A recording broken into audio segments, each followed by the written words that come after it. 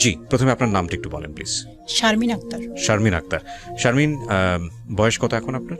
39। 39 বছর চলছে। জন্ম জেলা কোথায়? মাদারীপুর। মাদারীপুরে। আপনি আজকে এই গল্পটা যে বলতে এসছেন এখানে, তার আগে আমার বেশ কয়েকটা কোশ্চেন আছে আপনার কাছে। সেটা হচ্ছে যে আপনি কি এই অনুষ্ঠানটি কিভাবে শুনতেন? মানে আগে থেকেই, অনেক আগে থেকেই শুনেন নাকি রিসেন্টলি আপনি ইউটিউবে দেখেছেন? আমি দেখেছি অনেক আগের থেকেই। তারপর আমার বাচ্চারা শুনতেন। আচ্ছা, আমার বাচ্চারা শুনে। বাচ্চার বয়স কত? বাচ্চার বয়স বড়টার বয়স 17 বছর, মেজোটার বয়স 15 বছর। আচ্ছা, মানে যাদেরকে নিয়ে এসছেন এরা 3 বাচ্চা। আর 3 নম্বর বাচ্চাটার বয়স 6 বছর। 6 বছর। তো প্রথম বড় বাচ্চাটা শুনতো নাকি মেজো বাচ্চা? বড় মেজো বাচ্চাটা আগে শুনতো। তখন ও ওর ভাইয়াকে বলছে, বড় বাচ্চাটাকে বলছে। আচ্ছা, তো বড় বাচ্চাটাকে বলে পরে দেখি ও দুজনেই শুনতেছে। ওরা শুনে রাতের বেলা আমি ইয়ারফোন দিয়ে আমি খুব বকা করতাম, বকাঝকা করতাম যে কি করতেছো, এগুলি শুনতেছো, রাত জাগতে নেই, এমনিতেই তোমরা অসুস্থ।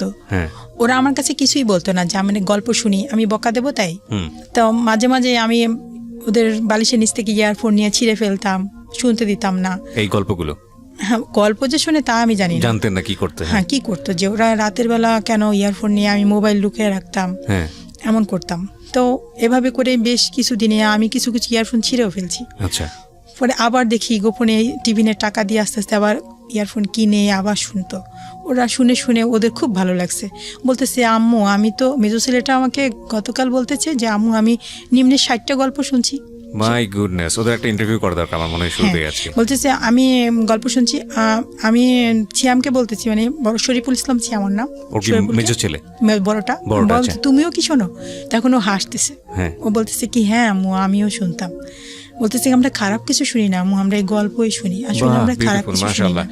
The thing is that ওনার বড় ছেলের বয়স হচ্ছে 17 বছর, মেজো ছেলের বয়স হচ্ছে 15 বছর, এবং 3 নম্বর যে ছেলেটা সেটার বয়স হচ্ছে 6 বছর। এবং এরা হচ্ছে জীবন গল্প অনুষ্ঠানটা শুনতো লুকিয়ে লুকিয়ে, এবং এদেরকে বিরত করা হয়েছে। তো তারপরে আপনি জানলেন কিভাবে যে এই অনুষ্ঠানটা ওরা শোনে? একদিন আমি, ওরা শুনতেছে, তখন আস্তে বলতেছি ওদের হাত ধরে রেখে, তবে আমি আবার কানের কাছে নিয়ে আমিও শুনতেছি কি শোনে দেখবো, কারণ আমার তো এই বয়সটা ওরা কি করতেছে এটা তো আমার জানতে হবে, ডেফিনেটলি জানা উচিত। হ্যাঁ, তারপরে আমি দেখি যে ওরা গল্প শুনতেছে। তাই বলছি কি রে রাত জেগে, তাই এই জন্যই তো ফজরের নামাজ পড়াতে তোমাদের কত কষ্ট হয়। এশার নামাজ পড়ো, তা ফজরের নামাজ এভাবে রাত জাগলে ফজরের নামাজ পড়া যায়, উঠাতে পারি না, একদম শেষ পর্যায়ে গিয়ে উঠে গিয়ে পরে নামাজ পড়ে। তা বলতেছি কি যে আম্মু একটা গল্প শুনে দেখো, আমাদের সমস্যার মতোই একটা সমস্যা, তুমি একটু শোনো না। তারপরে একটু আমি কানের কাছে নিয়ে শুনলাম, শোনার পরে বলতেছি কি আম্মু আমারও না খুব ইচ্ছে করে আমি এরকম আমার জীবনের গল্পটা আমি বলি। আমার মেজো ছেলেটা বলতেছি কি আম্মু আমার খুব ইচ্ছা করে, তুমি যদি অনুমতি দাও তাহলে আমি যাব। আমি গিয়ে আপনার কথা বলতেছে, আমি তার সাথে কথা বলবো, আমার খুব ইচ্ছে করে। মেজো ছেলেটার খুব, মানে বড় ছেলেটা খুব একটু চাপা স্বভাবের, কিন্তু মেজো ছেলেটা খুব ওপেনলি সব বলে আমাকে। আমি একটা কথা বলি প্রিয় শ্রোতা, আজকে এই 3 ছেলেকে নিয়েই উনি আমাদের স্টুডিওতে এসছেন। ওরা বাইরে অপেক্ষা করছে, এবং এই 3 ছেলেকেই আমি যুক্ত করব আমার অনুষ্ঠানের প্রয়োজনার্থে। কিন্তু জীবন গল্পটা আপনার, আজকে আপনার গল্প দিয়ে শুরু হোক। জি, আপনি যেখান থেকে বলেন একেবারে কমফোর্টলি। জি, আমরা 4 ভাই 4 বোন, আমি সবার ছোট। তা আমার বড় ভাই তিনি সেনাবাহিনীতে চাকরি করতেন, আমি সবার ছোট। আমার বড় ভাই মারা যান, উনি বিবাহ করছেন, তার 1 মাস 13 দিনের দিন আমার বড় ভাই মারা যান। উনি সেনাবাহিনীতে চাকরি করতেন, হার্ট অ্যাটাক করেছিলেন, পরে উনি মারা যান। এবং মেজো ভাই বিয়ে করছেন, তার 9 মাস পরে আমার ভাই মারা যান। আচ্ছা, বিবাহের। জি। তারপরে আমার সেজো ভাই, ছোট ভাই, 2 ভাই ছিল, আর আমরা 4 বোন। তো একটা টাইমে আমার বাবা যখন চাকরি করতেন সিলেটে, তখন ওখানকার মহিলা কর্মকার ছিল, স্বর্ণকার। আচ্ছা, মহিলা কর্মকার। তো ওনাদের দিয়ে মানে অনেক গহনা তৈরি করেছিলেন, যেটা মানে আমাদের নিকটতম আত্মীয় স্বজন যারা ছিলেন ওই জিনিসটা মানে তারা জানতে পারতেন। পরে একটা টাইমে আমাদের ঘরে ডাকাতি হলো, এবং তখন আমি, আমার মেজো বোন, আমাদের ঘরে কাজ করতো একটা খালা, আর আমার মা, এই 4 জন ছিলাম। আমার মেজো বোনটা তখন ক্লাস 6-এ পড়ে। আপনার বয়স কত? আমি তখন ছোট, আমি স্কুলে পড়ি না। ও ওকে, একদমই ছোট। মানে আপনি যেটা বলছেন আপনার নিজের মেমোরি থেকে বলছেন? না, আমার মনে আছে, অল্প অল্প মনে আছে, সেটা একদম ক্লিয়ার না। তবে আমি যখন ডাকাতরা আসছে, ডাকাতের ভিতরে চিহ্নিত কেউ ছিল, যারা আমার মা দেখে তাকে চিনে ফেলছে। আচ্ছা, তো ঘটনাটা কি ঘটেছে? চিনে ফেলছে, তখন কোথায় গহনা রাখছো এভাবে বলছে, মাকে মারতেছে, ধরে এই গালে থাপ্পড় মারতেছে, এভাবে থাপ্পড় মারতেছে। তারপরে বলতেছে গহনা কোথায় রাখছো বলো। আমার মেজ বোন বলতো কি, বলছে যে দেখেন আমার মাকে মারবেন না, আমার 175 টাকা ওই ড্রয়ারের ভিতরে আছে, ওটা নিয়ে যান, এটা মানে বলতেছে। আর তারপর আমার মাকে মারবেন না, পরে আমার মাকে অনেক মারলো। একটা টাইমে গলা চেপে ধরলো আমার নিজের সামনে। আমার বাবা চাকরি করতেন, আমার বাবার চাকরি করতেন ওখানে। আমার সেজ বোন ছিল, ভাই ছিল, অন্যান্য ভাই 2 ভাই তারা ছিলেন। তখন আমার মাকে অনেক মারলো, গলা চেপে ধরলো, একবারে চেপে ধরছে। বলতেছি বল গহনা কোথায় রাখছিস? তখন বলতেছি উপরে একটা সরা দিয়ে ঢাকা আছে। যখন গহনাগুলি যখন নিতেছিল তখন পাশে পর্দার পাশে ফিসফিস করে যে বলতেছিল, বিকালেও দেখছে মা যে ওই লুঙ্গি পরা ছিল, সে আমাদের মানে উঠান দিয়ে হাঁটাহাঁটি করছে। চিনতে পেরেছে আমার মা, তাকে কণ্ঠও চিনছে যে কে। তাদের মুখ বাঁধা ছিল, জাকাতে সবারই মুখ বাঁধা ছিল। তারপর কণ্ঠে আমার মা চিনছে, আমার বোন চিনছে। একটা টিমে যখন গহনাগুলি সব নিয়ে গেল, তখন আমাদের যে কাজ করে সে কান্না করতেছে। তখন আমি অনেক ভয় পাচ্ছিলাম। তখন আমি বলতেছি কি যে আপনি না কান্না করেন না, তাহলে আমাদের গুলি করবে, বলতেছি আমি। আর তখন আমার মাকে নিয়ে বলতেছে আসো, তোমার সাথে কথা আছে, একটু বাহিরে আসো, এটা বলে ঘর থেকে নিয়ে যাচ্ছে। বলতেছি কি যে দেখেন আমার এখানে আমার বড় 2 ছেলে মারা গেছে, তাদের কবরস্থানটা এখানে বাঁধানো আছে, আমার লাশটা প্লিজ দূরে নেবেন না, আমাকে এখানেই রেখে যান। মানে আপনার মা এটা বলছে? আমার মা বলতেছে যে আমাকে তো মারবেন জানি, কিন্তু আমার লাশটা দূরে কোথাও নিয়ে যান না, আমাকে, আমার 2 ছেলের কবর আছে এখানে। তারপরে এভাবে করতেছে। আর আমাদের টিনের ঘর তো, মানে বাম পা দিয়ে এই পাশে লাথি মারতেছে, এ পাশে লাথি মারতেছে নেওয়ার সময়, যে যেন একটু শব্দ হয়, আশপাশে কেউ আসে। তো শব্দ করছে কিন্তু কেউ আসে নাই। তখন লাস্টে আবার বলতেছে কি যে 2 পাশ থেকে 2 জনে ধরছে। আর মা কি বলতেছে সব আমি পাশের রুম থেকে আমি শুনতেছি। মাকে তখন দেখতেছি না, মাকে নিয়ে যাচ্ছে তখন। আমার বোনটাকে বলতেছে আমি একটু টয়লেটে যাব, মানে ওইটা বলে সে মায়ের সাথে সাথে যাবে। আমার মেজর বোনটা তো একটু বড়, তবে আমার মায়ের সাথে যাবে বলে বলতেছি কি যে বলতেছে আমার খুব টয়লেট চাপছে, আমি যাব। বলতেছে ও পিছনে পিছনে, মার পিছনে পিছনে যাচ্ছে, মাকে কোন দিক নিয়ে যাচ্ছে। তখন আমাদের সিঁড়ি দিয়ে 3টা সিঁড়ি দরজায়, 3টা সিঁড়িতে, নিচের সিঁড়িতে যখন নামা হয়ে গেছে তখন বলছে কি সোজা হয়ে দাঁড়াও। তখন আমার মা বলতেছে কি যে আমি একটু পানি খাবো, এ বলে বাম দিকে একটু মোড় নিছে, বাম দিকে একটু ঘুরছে। বলতেছে আমার ছোট মেয়েটাকে একটু দেখবো, এমন করতেছে। বাম দিকে 2 পাশ থেকে 2 জনে ধরছে, আর সামনে গুলি করবে সে। তখন বলতেছে আমি একটু পানি খাবো, আমার ছোট মেয়েটাকে একটু দেখবো। হাত পা বাঁধা অবস্থায় ছিল? আমার মুখ বাঁধা ছিল, মানে আমার চোখ বাঁধা ছিল, মুখটা না, চোখ বাঁধা ছিল, চোখ বাঁধা ছিল, কিন্তু হাত, আমি ছোট তো আমার হাত বাঁধেনি, কিন্তু আমার যে কাজ করে যে তার হাত বাঁধা ছিল, তার চোখ বাঁধা ছিল। আচ্ছা। পরে বলছে আমার ছোট মেয়েটাকে একটু দেখবো। যখন বাম দিকে একটু মোড় নিচ্ছে তখন গুলি করছে আমাকে। যখন গুলি করছে, গুলিটা একদম সোজাসুজি যদি যেত তো আমার মা একটা দুর্ঘটনায় ঘটতো। আড়াআড়িভাবে এপাশ দিয়ে ঢুকে আড়াআড়িভাবে একদম পিছন সাইড দিয়ে কোনাকুনিভাবে বের হয়ে গেছে। এবং তখন পিছনে হাত বাঁধা ছিল, অবস্থায় ফালে রেখে তারা চলে গেছে। আর হ্যাঁ, ওরা ভাবছে যে মারা গেছে, ওরা চলে গেছে। তখন আমার বোন জোরে চিৎকার করতেছে, আর ওই যে আমাদের কাজে বটে সেও দৌড়ে বের হয়েছে, চিৎকার করতেছে, মাকে ধরছে। তখন আশপাশের লোকজন তখন চলে আসে, এভাবে রক্ত উপর থেকে উঠতেছে, এভাবে রক্ত, পিছে হাত বাঁধা, ওটা আর কেউ খেয়াল করেনি। সে রক্ত কীভাবে করবে ওইটাই চেষ্টা করতেছে। পরে আমাদের গ্রামের বাড়ি, ওখানে গ্রামের বাড়ি থেকে মানে আমাদের যে হসপিটালটা অনেক দূরে, তো সেখানে অনেক করে একটা শাড়ি দিয়ে পুরো একদম বডিটারে আটকে এসছে ওইটা। তখন আমি ওইটা আটকানো, ওটা আর দেখিনি, মানে আমাকে তো একটু সরে রাখছে। আমি তো কান্নাকাটি করতেছে, আমি মানে কিছুই বুঝে উঠতে পারতেছি না। তারপরে আমি ভাবছি তো মা মারা গেছে। তারপরে একজন এইভাবে যখন তুলে, মানে ওখানে তো কিসে নিবে, খাটটাট এরকম নাই। তারপরে টিনের উপরে করে টিনের ভিতর ঢুকায়, পরে সেভাবে পেঁচায় তারপরে মাকে নিয়ে গেছে হসপিটালে। তখন কোনো টেলিফোনের ব্যবস্থা বা কিছুই নেই, আব্বা জানে না, আমার ভাইরা জানে না যে আমাদের ঘরে ডাকাতি হয়েছে, মাকে গুলি করছে। তখন আমার মাকে নিয়ে যখন হসপিটালে গেল, হসপিটালে যাওয়ার পরে ওখানে ওরা কোনো মতে রক্তটা একটু চেক দিয়ে বলতেছে আমাদের বাড়ি হচ্ছে মাদারীপুর, বলছে ওকে বরিশাল নিয়ে যেতে হবে। তখন আব্বা বরিশালেই চাকরি করতেন, বরিশাল জেলখানায় চাকরি করতেন আমার আব্বা। আচ্ছা, জেল পুলিশ ছিলেন আর কি। তখন ওখানে আমার বাবা ওখানে, তো মাকে ওখানে নিয়ে গেছে।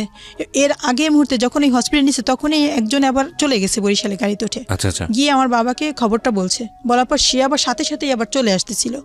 তখন আর ফোনের ব্যবস্থা ছিল না, সে এক গাড়িতে আসতেছে, আমার মাকে নিয়ে অন্য গাড়িতে আবার যাচ্ছে। তখন হসপিটালে নিয়ে যাওয়ার পরে বাবা যখন শুনলো যে আয়শা যা আমার মাকে নিয়ে গেছে, তখন আবার সে চলে গেছে। গিয়ে তাকে ডাক্তার দেখানোর পরে 3 মাস মেডিকেলে ছিল, থাকার পরে তা মা কিছুটা একটু সুস্থ হলো, মানে গুলি করছে এই সাইডটা একদম পুড়ে গেছে, আর বাম হাতটা শক্তি পেত না, এই হাত দিয়ে মানে এমনভাবে আটকানো ছিল বাধা পিছনে, একেবারে বামটা একদম অবশ হয়ে গেল, বাম হাত দিয়ে কিছু করতে পারতো না। তো অনেক দিন এইভাবে করে করে পরে এক টাইমে মা সুস্থ হলো। পরবর্তীতে যখন আমার মা জানতেন যে কারা এই ঘটনাটা ঘটেছে, তখন তারাই বাদী হয়ে থানায় মামলা দিছে, যে তাদের শত্রু থাকতে পারে না, বলছে অমক অমক এভাবে নাম করে মামলা দিয়েছে। মামলা দেওয়ার পর তখন আমার মাকে যখন সুস্থ হওয়ার পরে মাকে যখন দাঁড়া করাইছে যে এরা কি আপনাকে গুলি করছে, এরা কি ডাকাতের এখানে ছিল? তারপরে আমার মা বলছে ওরা যারা ছিল তারা কেউই ছিল না ওখানে, মানে ওরা নির্দোষ। তখন আমার মা বলছে কি আমার চোখ বাঁধা ছিল আর এরা কেউ ছিল না, আমার মনে পড়ে না, আমি কিছু দেখিনি, এটা বলছে। না বলছে সে, আমার বোন না বলছে। তখন ওদের কিছু হয়নি। পরবর্তীতে আর কি হয়েছে মানে ওটা মামলাটা করেছিল কে? মামলাটা করেছিল যারা এই ঘটনাটা ঘটাইছে ওরাই, আমাদের নিজেদের আত্মীয় না। মামলা তো আপনাদের জায়গা থেকে হওয়ার কথা। হ্যাঁ, তো মামলা ওরা কেন করবে? ওরা আমাদের যে রক্তের আত্মীয়, আমাকে বাবা তো এখানে ছিল না। আপনারা যেহেতু চোখে দেখেননি, কিন্তু আপনারা গেস করেছেন যে এই আত্মীয়ের মধ্যে কেউ একজন করেছে, হয়তো নিশ্চিত আপনাদের জায়গা থেকে, কিন্তু আপনারা যেহেতু চোখে দেখেননি, সুতরাং তো আপনারা মনে করছেন যে এরাই নিজেরাই আগ বাড়িয়ে গিয়ে মামলা করেছে যাদের নিজেদেরকে সেভ করার জন্য। ওকে। তারপরে তখন ওদের আর কিছু হলো না, পরে আমার ভাই বাবা এরা বললো যে আমরা এখানে থাকবো না, মানে ওখানে ওই বাড়িতে আর থাকবে না।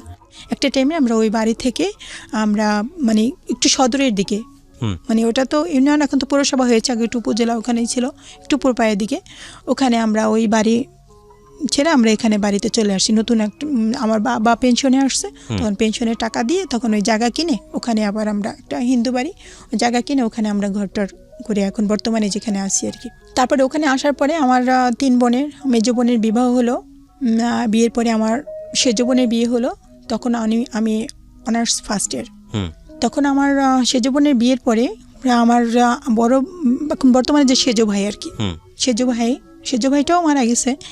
সেজ ভাইয়ের ছেলে গাড়ি অ্যাক্সিডেন্ট, রাস্তার পাশে গাড়ি, আমি কলেজ থেকে আসছি, আসার পরে ও আবার বিস্কিট কিনতে রাস্তায় গেছে, তখন একটা মাইক্রো এসে ওকে জোরে ধাক্কা মারলো, তখন ওপরে গিয়ে মাথার একদম 2 ভাগ হয়ে গেছে। তখন আমি ওড়না দিয়ে ওকে মাথাটা এভাবে চাপ দিয়ে ধরে আমি হসপিটালে নিয়ে গেছি, ওকে হসপিটালে নিয়ে গেছি। যখন একটা ভ্যান আছে না, ভ্যানের উপর বসাই আমি দেখছি যে ও মানে চিৎকার বলতেছে যে আয় হায় বলছি, পর কে মারা গেছে, তাই আমি ভাবছি অন্য কেউ হবে, আমার ভাইয়ের ছেলে, আমি বুঝতে পারিনি। আমি যখন লোকের ভিড়ে যখন দেখি যে আমার ভাইয়ের ছেলে, আমি সৈকত বলে জোরে চিৎকার মেরে ওকে তখন আমি বুকে জড়াই ধরে তখন আমার ওড়না দিয়ে চেপে ধরছি, আর মাথাটা চেপে ধরে আমি যখন হসপিটালে নিয়ে যাচ্ছি, তখন যাওয়ার পথে আমার কোলের ভিতরেও মারা গেছে। তখন ওর চোখের পাতাটা টিপটিপ করতেছিল, আর তখন টিপটিপ করতেছে, ওই সময় আমি শুধু বলতেছি আল্লাহ আল্লাহ বলতেছি, আর ওকে বলতেছি বাবা তোমার কিচ্ছু হবে না এমন করতেছি। তখন ও আমার কোলের ভিতর পায়খানা করে দিছে, কান দিয়ে নাক দিয়ে রক্ত বের হয়ে গেছে, ওই সময় ও মারা গেছে, কিন্তু আমি এটা বুঝতে পারিনি। তখন হসপিটালে নিয়ে যাই, তখন হসপিটালে ডাক্তার ওকে দেখে বলে যে ও মারা গেছে। তখন ওই ইমার্জেন্সিতে বসা ছিল আমার বাচ্চার বাবা, উনি ইমার্জেন্সিতে ছিলেন ওই হসপিটালে। পরিচিত, আমি তাকে চিনি না, আমি জানিও না, পরে শুনছি আর কি। উনি ইমার্জেন্সিতে ছিলেন, তখন আমি তো সবসময় হেজাব পরে একদম করে চলাফেরা করতাম, তখন ওই সময় আমাকে দেখছে উনি। দেখার পরে তারপরে ওনার ওখানেও তো একটা ক্লিনিক ছিল, মানে ডায়াগনস্টিক সেন্টার ওই হসপিটালের সামনেই, তা উনি এবার ইমার্জেন্সিতেই বসা ছিল। পরবর্তীতে যখন আমার ভাইয়ের ছেলেটা মারা গেলো, তা আমি কলেজে ওই হসপিটালের সামনে দিয়ে রাস্তা, ওখান দিয়ে যাওয়া আসা করতাম। তো ওনার ভালো লাগছে, আরও 1 বছর পরে আমাকে বিয়ের অফার দিছে, এবং ওনার এক ফ্রেন্ড, সে আমার ভাইয়ের একটা দোকান আছে ওখানে বাজারের ভিতরে, তখন দোকানে গিয়ে সে নিজে এবং তার ফ্রেন্ড দুজনেই একসাথে গিয়ে ওখানে গিয়ে বলতেছে যে আপনার ছোট বোনটাকে আমার অনেক পছন্দ হয়েছে, আমি তাকে বিবাহ করতে চাই, আমি কোনো মানে 3rd করে দরকার নেই, আমি সরাসরি আমি বিবাহ করতে চাই। তখন আমার ভাই ভাবছে হয়তো যে আমি হয়তো চিনি বা আমার পরিচিত এরকম কিছু, বা আমার সাথে কোনো রিলেশন আছে কিনা তার সাথে, এরকম ভাবছে। তা সে ভাবির কাছে এসে বলছে, তা ভাবি আমি পরের দিন কলেজে যাব, ভাবি বলতেছে যে হসপিটালের সামনে এক্সরে করে কি তুই কি জানিস? তাই আমি বলছি কি না তো। তা বলে আমি কি কেন এই কথা বলতেছেন কেন? তোর ভাইয়ের কাছে বিয়ের প্রস্তাব দিচ্ছে তোর। তখন আমি চিন্তা করলাম কে এমন যে বিয়ের প্রস্তাব দিল, তখন আমার ভিতরে একটু তার জানতে ইচ্ছা করলো যে কে আসলে বিয়ের প্রস্তাব দিল। পরে আমি কলেজে গিয়ে আমার বান্ধবী গিয়ে বান্ধবীকে বলতেছি যে এই এই হসপিটালের সামনে এক্সরে করে কি তুই কি জানিস? তো বলছি কেন? আমি কি জানিস ও না আমাকে বিয়ের প্রস্তাব দিছে। আমাদের বাসায় ভাইয়ের কাছে। তখন ও খুব হাসতেছে শুনে, বলতেছে কি তুই রাজি হয়ে যা। আমি কি কেন, আমি তো তাকে চিনি না জানি না, আমি রাজি হয়ে যাব। তো বলতেছে কি সে অনেক ভালো, নামাজ পড়ে 5 ওয়াক্ত, আমাদের তো হসপিটালের পাশে বাসায়, আমি জানি সে খুব ভালো মানুষ, নামাজ পড়ে খুব ভালো। তা আমি বলছি যে, তারপরে এটা বলছে, বলার পরে কিছুদিন যাওয়ার পরে তখন আমার ভাইয়ের ভিডিও হয়ে আমাদের বাড়িতে চলে গেছে। আচ্ছা, গিয়ে বলতেছে, তারপরে আমার বাড়িতে যাওয়ার পরে আমার মেজো বোন তখন ছিল, মেজো বোন বলছে যে ও তো আমাদের সবার ছোট, তা আমরা চাচ্ছি যে ও আরও পড়াশোনাটা শেষ করুক, তারপরে আমরা ওকে বিয়ে দেব, এত তাড়াতাড়ি ওকে আমরা বিয়ে দেব না, এটা বলছে আমার মেজো বোন। তখন আমার মেজো বোন চাচ্ছিল যে ভালো সরকারি চাকরি করে বা কোনো ভালো ইসের সাথে মানে বিয়ে হবে, এরকম কিছু, যে সে ওখানে ক্লিনিক কি না কি, মানে এর পছন্দ হয়নি আর কি। সে বলছে যে না, আমরা এখন আত্মীয় করবো না, ও পড়াশোনা শেষ করুক, ও আমাদের সবার ছোট, ও পড়াশোনাও অনেক ভালো, এই জন্য ওকে এখন বিয়ে দেবো না আমরা। হ্যাঁ, তখন কিসে পড়ছিলেন? আমি অনার্স সেকেন্ড ইয়ারে পড়ছিলেন। হ্যাঁ, তারপর তখন উনি করলো কি, ওই হসপিটাল প্লাস আমার কলেজটা একটু কাছাকাছি আর কি। তো কলেজের যে টিচার, তার সাথে মানে সন্ধ্যার পরে ক্যারাম বোর্ড খেলতো, বেশ পরিচয় ছিল তার। তো এক টিচারের কাছে, আমাদের ডিপার্টমেন্টের এক টিচার আর ভূগোল ডিপার্টমেন্টের এক টিচার ছিল, ওনার সাথে মানে বলতেছি কি যে আপনাদের এই রাষ্ট্রবিজ্ঞান ডিপার্টমেন্টের এই নামে আমার অনেক পছন্দ, আমি তাকে বিবাহ করতে চাই, এবার বাড়িতে প্রস্তাব দেওয়া হয়েছে, কিন্তু তারা মানে দেবে না বলে এভাবে বলে দিছে, ওরা দেবে না বলেই, কিন্তু আমাকে একটু হেল্প করেন, আমাকে অনেক পছন্দ, ওকে আমি বিয়ে করব। কারণ ও সবসময় হেজাব পরে যায় এখান দিয়ে, কখনো একটু দোকানের দিকে কোনো দিকে তাকায় না, মাথা নিচু করে চলে যায়, আবার নিচু করে আসে, এটা আমার অনেক ভালো লাগছে, আমার ফ্যামিলিতে এটা খুব পছন্দ, আমার ফ্যামিলি তো ইসলামিক ফ্যামিলি, কিন্তু আমাকে অনেক ভালো লাগছে। এটা বলার পরে তখন আমি আমাদের সে রাষ্ট্রবিজ্ঞান ডিপার্টমেন্টে আমি বসা, তো আমার স্যার আমাকে ডাক দিচ্ছে, একটু আসো তো এদিকে, গেটে গিয়ে। তো আমি আসছি, তারপরে বলতেছি কি আসো এদিকে, আমাকে নিয়ে যাচ্ছে, সিঁড়ি দিয়ে নিচে যখন নামবে তখন দেখি যে নিচে দাঁড়ানো। তখন আমি ওটা দেখে আমি বলতেছি কি স্যার, আপনি আমাকে কী জন্য ডাকতেছেন? বলতেছি কি যে আমার ফ্রেন্ড তোমার সাথে একটু কথা বলবে। তখন আমি বুঝতে পারছি যে কোন বিষয়ে কথা বলতে চাচ্ছে। তখন স্যার ওখানে আর কি ওই ব্যাচেলার টিচাররা যে রুমগুলো থাকে না, 3-4 জন টিচার মিলে, এরকম কলেজের ভিতরে আমাদের ছিল এরকম। তো আমি ওখান থেকে পিছনে ফিরে এখন চিন্তা করতেছি, আমি একটু আগের থেকে একটু কেয়ারফুল ছিলাম যে একা একা কারোর সাথে কথা বলবো বা কিছু, মানে খুবই সংযতভাবেই চলার চেষ্টা করতাম। পরে আমার এক বান্ধবীকে সাথে করে নিয়ে গেলাম, যে স্যার আমাকে ডাকছে, চল তো একটু। তখন আমি একা যাইনি, আমার বান্ধবীকে সাথে করে নিয়ে গেছি, তো ও গেছে। তারপরে আমি বলছি স্যার কি বলবেন? তো বলতেছি কি যে এ তো তোমাকে পছন্দ করে, তোমার কি মত? তা আমি বলছি স্যার আপনি তো আমার টিচার, আর এই কলেজে বিভিন্ন জায়গার থেকে ছেলেমেয়েরা আসে, আর আমি সবসময় কিভাবে চলাফেরা করি স্যার আপনি তো জানেন, তা আমাকে আজকে এখানে একা একা ডাকছেন, কথা বলবো, এটা অনেকে দেখলে আমাকে খারাপ মনে করবে যে এই মেয়েটা ওই ছেলের সাথে এভাবে কথা বলে, আপনাকেও বলবে আর আমাকেও বলবে। স্যার আমাকে দয়া করে মাফ করে দেন, আমি এখানে বেশি কথা বলতে পারবো না, আমি চলে যাই। তারপরে বলতেছি কি না একটু দাঁড়াও, একটু বসো, তোমার কি কোনো এ ব্যাপারে তোমার কোনো আপত্তি আছে? তাই আমি বলছি যে আমার নিজস্ব পার্সোনাল কোনো মতামত নেই, কারণ আমার এ ব্যাপারে আমি তো সবার ছোট, আমার বোন আছে, ভাই আছে, বাবা আছে, মা আছে, আমার সব আছে, তো এই ব্যাপারে আমার নিজের কোনো মতামত নাই। তারা আমাকে যদি পছন্দ করে দেয় কোথাও, তো আমার নিজের ব্যক্তিগত কোনো চয়েস নাই যে এখানে আমার যেতেই হবে, এরকম নাই। তারা আমার যা সিদ্ধান্ত নেবে সেটাই আমি মেনে নেব। তা বলতেছে ঠিক আছে, তোমার বাসায় গিয়ে আজকে বলবা যে টিচাররা আজকে বিকালে তোমাদের বাসায় যাবে। তারপরে ওই টিচাররা গিয়ে আমার বাবা মাকে বললেন যে আপনার তো 4 মেয়ে, 3 মেয়ে আপনি বিয়ে দিয়েছেন, এই মেয়েটা, আমরাও তো টিচার, আমরা তো অভিভাবক, আমাদের কি একটা অধিকার নাই? তা আমরা এই ছোট মেয়েটাকে আমরা বিয়ে দিতে চাচ্ছি, আমরা দায়িত্ব নিয়ে আমরা বিয়ে দেব। তখন আমার বাবা বলছেন যা এটা তো আমি তো এখন রিটায়ার্ডে আসছি, আসলে ওর পড়াশোনার দায়িত্ব সব কিছু তো আমার ছেলে করে, তো আমার ছেলের সাথে একটু যোগাযোগ করে আমার ছেলে যদি মত দেয় আমার কোনো আপত্তি নেই। তখন আমার সেজ ভাইটা সে ঢাকা কেন্দ্রীয় কারাগারে পুলিশ ডিপার্টমেন্টে ওখানে চাকরি করতেন, তখন যে টেলিফোনেরই ছিল, তখন ওরা ওই যে মোবাইল নিয়ে ওই যে কি মোবাইল মানে দোকানে দোকানে তখন বিভিন্ন জায়গায় কথা বলার জন্য হতো, ওটা নিয়ে আমাদের বাড়িতে সন্ধ্যার পরে গেছে। তখন আমার ভাইয়ের সাথে কথা বলছে টিচাররা, কথা বলার পর আমার ভাই ওখানে বসে বলছে যে ঠিক আছে আপনারা তো অভিভাবক, এমনভাবে কথার প্যাচে ফেলাই দিচ্ছে যে আমার বাবা আমার মা বা আমার ভাইরা যে দেখবে যে তার লেখাপড়া কত দূর, সে আসলে শিক্ষাগত যোগ্যতা কি, মানে ফ্যামিলি কীরকম, এসব কিছুই যাচাই বাছাই না করেই সে রাজি হয়ে গেছে। মানে আমার বাবাও সাদাসিধে মানুষ ছিল, আমার মাও ছিল, আমার ভাই ওই বলছে, আমার খালু আসছিল ওই সময় বেড়াতে আসছে, ও ছিল সাথে, আমার বোন ছিল। তা কিছু একটা না বুঝেই তখন তারা রাজি হয়ে গেছে। তখন আর বুঝতেই পারে নাই যে এর শিক্ষাগত যোগ্যতা কি বা কিছু এরকম কিছু সে বুঝতে পারেনি। যাই হোক, আমার যখন বিয়ে হয়ে যায়, বিয়ে হওয়ার পরপরই আমার বাচ্চা কনসিভ হয়। বাচ্চা ডেলিভারি হয়, ডেলিভারির পরে নর্মালের ডেলিভারি হয় বাসায় বসেই। তখন ডেলিভারির পরে দেখি ওর মাথাটা একটু একটু ফুলে যাচ্ছে। তা ফুলে যাচ্ছে, আমি আর বুঝিনি যে এরকম কিছু, তা ফুলে যাচ্ছে। তারপরে আমি পাশেই হোমিও ডাক্তার ছিল, হোমিও ডাক্তার আনা হলো। আমি ওই ডাক্তার আসছে, এসে দেখতেছে, বলতেছে কি যে এই ঔষধটা খাওয়ান। হোমিও ঔষধ দিয়েছে, ওই ঔষধটা খাওয়ানো হলো। মানে রাত 12টার সময় আমার ডেলিভারি হলো, পরের দিন রাত 12টায় ও মারা গেছে। কি বলেন? প্রথম বাচ্চাটা ও মারা গেছে। মারা যাওয়ার পরে আমরা বুঝতে পারিনি যে আসলে ওর কি সমস্যা, কেন মারা গেল। দেখেছি মাথা ফুলে গেছে। তখন সবাই বলতেছে যে নর্মালি ডেলিভারি হয়েছে, ওর ডেলিভারির সময় মাথায় আঘাত লাগছিল, যার কারণেই ও মারা গেছে। এটা সবাই ভাবছে, আমিও তাই ভাবছি। তখন মানে আমরা জানতাম না যে কি প্রবলেম, এটা কিছু আমরা জানতাম না। ওকে। তখন আমার হাজবেন্ডের ভিতরে চাপছে যে সে সিঙ্গাপুর যাবে। হ্যাঁ, সিঙ্গাপুর যাবে। সে কি করলো, ওই ক্লিনিকের ওই টুকিটাকি যে যা মেশিন টেশিন যা ছিল সব বিক্রি করে দিল এবং বললো যে আমার বাবার বাড়ি থেকে কিছু টাকা পয়সা দিতে হবে, আমার এরকম পরিচিত লোক আছে, সে নিবে। তা আমার ভাই কিছু টাকা দিল, আমার বোন, মা, যেখানে যেভাবে যা যা পারছে টাকা দিছে। টাকা দেওয়ার পরে সে চলে গেছে।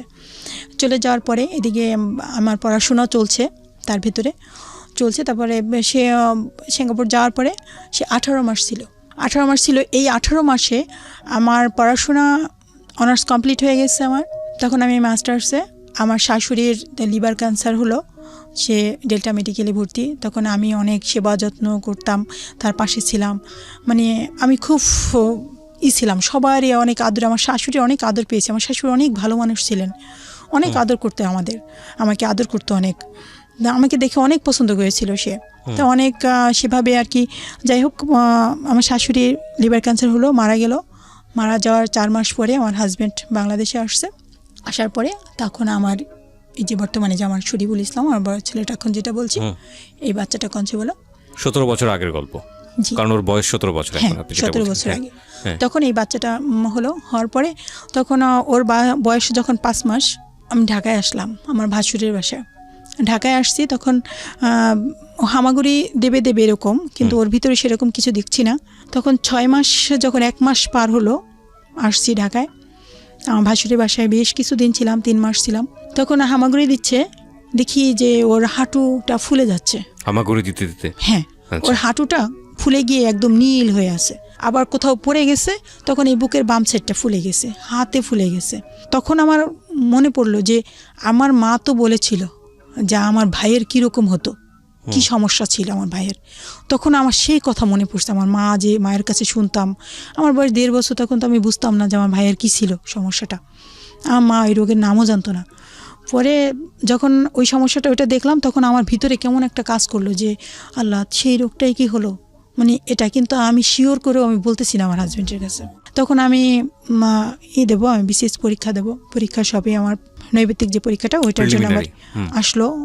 আমার শুক্রবারে পরীক্ষা, সোমবার দিন এখন ও একেবারে বেশি অসুস্থ, 8-10 জায়গায় ফুলে গেছে শরীরের, আমার বড় ছেলেটা ফুলে গেছে। তখন ডাক্তার এমআর খান, শিশু বিশেষজ্ঞ, উনি ধানমন্ডিতে বসেন। তখন এমআর খানের কাছে আমার হাজব্যান্ড আর আমি নিয়ে গেলাম ওকে। নিয়ে যাওয়ার পরে সে ওকে দেখার পরেই বেশি সময় নিল না, দেখিয়ে বললো যে ওকে পিজিতে নিয়ে যান। তা পিজিতে আমি নিয়ে গেলাম। নিয়ে যাওয়ার পর ডাক্তার দেখিয়ে বলতেছে ওকে ভর্তি করতে হবে। তখন মঙ্গলবার আমি ওকে ভর্তি করলাম, আমার শুক্রবারের পরীক্ষা। তো আমি ওখানে ভর্তি করলাম। ভর্তি করার পরে টেস্ট দিল, বলতেছে এই টেস্ট আপনি সিএমএস থেকে এই টেস্টগুলি করাবেন। তো সিএমএস থেকে আমি এই টেস্টগুলি করালাম। করানোর পরে টেস্টে ধরা পড়লো যে ওর ফ্যাক্টর 8 যেটা শৈলী, সেটা হচ্ছে শতকরা যেমন 60 থেকে 100 এরকম বা এরকম থাকে, কিন্তু ওর আছে মাত্র 2%। আচ্ছা, ওর শরীরে। তা এই কারণেই মানে ওর এই সমস্যাটা। তখন এটা যখন ওটার নাম শুনলাম, রোগটার নাম হচ্ছে হিমোফিলিয়া। জি। তখন আমার বাচ্চাটা অনেক কিউট ছিল, অনেক সুন্দর ছিল দেখতে। তখন আমার হাজব্যান্ড ওখানে খুব কান্না করলো, অনেক কান্নাকাটি করলো, আমিও করলাম। আমি কিছু খেতে পারতেছি না। মানে রোগটা সম্পর্কে আপনারা আগেই জানতেন? আপনার ভাইয়ের আমি রোগটা ছিল? জানতাম, হ্যাঁ ভাইয়ের ছিল। তখন আমি যখন শুনলাম যে এই শিওর এই রোগটাই, তখন বললো যে ওর কোথাও কাটা ছিঁড়ে হলে রক্ত থামবে না, আপনারা সাবধানে রাখবেন, মাথায় যেন কখনো আঘাত না লাগে, তারপরে প্রস্রাবের সাথে ব্লিডিং হলে এটা থামতে চাবে না, অনেক রক্ত পড়বে। এরকম শুনে তখন আমার মানে আর পরীক্ষা দেওয়া হলো না। হিমোফিলিয়া বি সম্পর্কে আপনারা মোটামুটি অবগত হয়েছেন আহনাফের এপিসোডটা থেকে। আজকে যেই ছেলেটার বয়স 17 বছর, তার মানে উনি জেনেছেন ওনার বয়স যখন 1 মাস বয়স, সেই সময়ে বোধ হয় না, কয় মাস বয়স? 1.5 বছর। 1.5 বছর বয়সে জেনেছেন। 16 বছরের যে ফাইটিংয়ের গল্পটা একটা মায়ের, সেই গল্পটা আমরা আজকে এখানে হাইলাইট করছি। কিছুটা আগে থেকেই বলে দিলাম, আমি আপনাদেরকে বিনীতভাবে রিকোয়েস্ট করব যে আজকের এই পুরো গল্পটা শুনবেন আপনারা, যে একজন মা আসলে সন্তানের জন্য কি করে, সেটা হচ্ছে আজকের গল্পের মূল জায়গাটা। জি। হ্যাঁ, আমার তখন আমি আর পরীক্ষা দেওয়া আমার হলো না, তা আমি বাসায় চলে আসলাম। যখন এই রোগটা জানতে পারলেন আমার হাজব্যান্ড যে এই রোগটা আর কোনো দিন ভালো হবে না, এই সারা জীবনে এই রোগটা বহন করে নিয়ে যেতে হবে, তখন তার মনটা কেমন যেন একটু হয়ে গেল। তারপরে আবার বাচ্চাটা অনেক সুন্দর ছিল, বাচ্চাটা হাসতো, গলা জড়ায় ধরতো, করতো, আবার ওকে অনেক আদর করতো। সে অনেক মনের দিক দিয়ে সে যথেষ্ট ভালো, আমি তাকে খুব শ্রদ্ধা করি। তারপরে আমি চলে আসলাম গ্রামে, যে আমার পরীক্ষা দিতে হবে। তখন আমার মাস্টার্স পরীক্ষা দিতে হবে। তখন আমি আবার গ্রামে আমার বাবার বাড়িতে চলে গেলাম। ওর খুব কেয়ার রাখতে হবে, খুব এভাবেই বাড়ির সবাই খুব সাবধানে রাখতেছে, ওকে খেয়াল করতেছে। আমি পড়াশোনা করতেছি, কলেজে যাচ্ছি, কখনো ওকে নিয়ে যাচ্ছি সাথে করে। তো এভাবে করে আমি পরীক্ষা দিতে হবে, পরীক্ষার প্রস্তুতি নিলাম। পরীক্ষা যখন ওর বয়স যখন 14 মাস, তখন আমার সেকেন্ড বেবি আসে। তো আমার ওই ছেলেটা সিজারে হয়েছে, বড় ছেলেটা। তখন সেকেন্ড বেবি পেটে আসছে, তো আমি বুঝতে পারিনি যে ও পেটে। তখন 1.5 মাস হয়ে গেল, 1.5 মাস না, 1 মাস 5 দিন, 1 মাস 5 দিন। তখন আমার তো সিজারে ছিল, আমার পেটের ভিতরে ব্যথা করতেছে, পেটের এক সাইডে ব্যথা করতেছে, হালকা হালকা ব্যথা করতেছে, আবার কখনো একটু বেশি করতেছে। তখন আমি বুঝতেছি না যে কেন ব্যথাটা। ভাবলাম যে সিজারে হলো, তা আমি কলেজে যাই, একটু পরিশ্রম করি, হাঁটাহাঁটি করি, এই জন্য হয়তো কোনো সেলাইতে কোনো সমস্যা হয়েছে। তখন আমি ওখানে মাদারীপুর সদর হসপিটালে ওখানে চলে গেলাম। ওখানে গিয়ে আমি দেখলাম আমার পেটে কী হয়েছে, আমার পেটের ভিতরে ব্যথা করতেছে, তো সেলাইতে কোনো সমস্যা হলো কি না। তখন বলতেছে তাহলে একটা আলট্রাসোনোগ্রাম করে দেখে বলতেছে আপনার তো কনসেপ্ট হয়েছে, বাচ্চা কনসেপ্ট হয়েছে, এটা বলতেছে তারা। শুনে আমি অবাক হয়ে গেলাম, আমি ওখানে কান্না করে দিচ্ছি, বলতেছি বলেন কি, আমার বাচ্চা হিমোফিলিয়া, আমার বড় ছেলে হিমোফিলিয়া, আর এখন আবার বাচ্চা কনসেপ্ট। তারপরে আমার 14 মাস বয়স, ও তো আমার বুকের দুধ খাচ্ছে, আর ও তো অন্য খাবার তেমন একটা খেতে পারে না, ও বুকের দুধ খাবে, তাহলে ও বাঁচবে কীভাবে। আমি খুব কান্না করতেছি যে আমার কনসেপ্ট, আমার পরীক্ষা চলতেছে। তখন না টেলিফোনের ছিল, আমার হাজব্যান্ড ছিল ঢাকায়। তখন আমি তাকে ফোন দিলাম, বললাম যে শীত তখন অনেক, তখন বললাম যে তুমি তাড়াতাড়ি চলে আসো বাড়িতে, ডাক্তার এই কথা বলছে, আমি এখন কি করব। আমার ছেলেকে দেখলেই কান্না আসে, ওর না জানি কত কষ্ট হবে। তা বলতেছে, পরে সে চলে আসার পর তখন আমার মাস্টার্সের প্রথম পরীক্ষা দিয়ে ওই মাদারীপুরে ওখানে নাজিমুদ্দিন কলেজে আমাদের পরীক্ষাটা হয়েছে। তো ওই পরীক্ষা দেওয়ার পরেই, পরীক্ষা শেষ হওয়ার পরে সে আবার যেই ম্যাডামের কাছে আমার সিজার হলো, ওই ম্যাডামের কাছে নিয়ে গেছে ডাক্তার।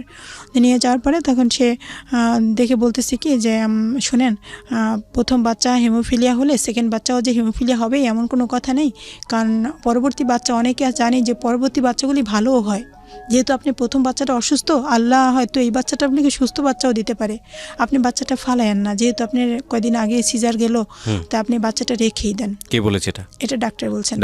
আচ্ছা, বাচ্চাটা রেখে দেন। এখন একটা করলে আপনি হয়তো সেলাইতেও সমস্যা হতে পারে, বা আপনার অন্য কোনো সমস্যা হতে পারে, আপনি বাচ্চাটা রেখে দেন, ফালায়েন না। তো বলছে পর, তারপরে আমরা রেখে দিলাম। পরবর্তী ওই বাচ্চাটা যখন হলো, ওটাও সিজারে হওয়ার পরে ওর আব্বু আবার ঢাকায় চাকরি বলতে আমার ভাসুরের একটা রেস্টুরেন্ট ছিল ধানমন্ডিতে, তো ওইখানে আর কি দেখাশোনার কাজ করতেন। আচ্ছা, দেখাশোনা তো করতো উনি। আপনি তখন গ্রামের বাড়িতে থাকতেন, শ্বশুর বাড়ি কোথায় ছিল? বাবার বাড়িতে ছিল থাকতেন। তখন। আমার শ্বশুর বাড়িটা একদমই গ্রামের দিকে, সেখানে আশেপাশে কোনো ডাক্তার পাওয়া যায় না। তা আমি পড়াশোনা যেহেতু চলতেছে তখন আমার বাবার বাড়িতেই ছিলাম। আমার মানে বাবার একেবারে বাড়ির কাছেই তো- অজপাড়াগা যেটা বলে। হ্যাঁ, অজপাড়াগা। আর আমার শ্বশুর বাবার বাড়িটা হলো টুপুর পাড়ে, আর হচ্ছে কলেজটাও কাছে, কলেজে যেখানে পড়াশোনা করতাম। সেকেন্ড বেবিটা তখন হওয়ার পরে আমি, ওর বয়স যখন 6 মাস, ও হামাগুড়ি দিচ্ছে।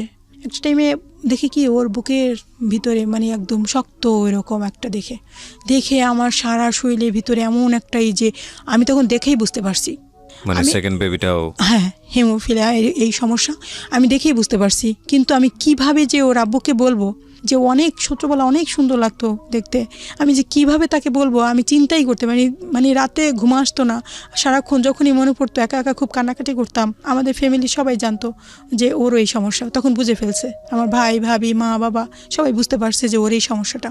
তখন আমি সবার ছোট, আমি অনেক আদরের ছিলাম, তারা আমার কষ্টে তারাও খুব মানে হয়ে গেলো। আমার মা তো একদম হয়ে গেলো।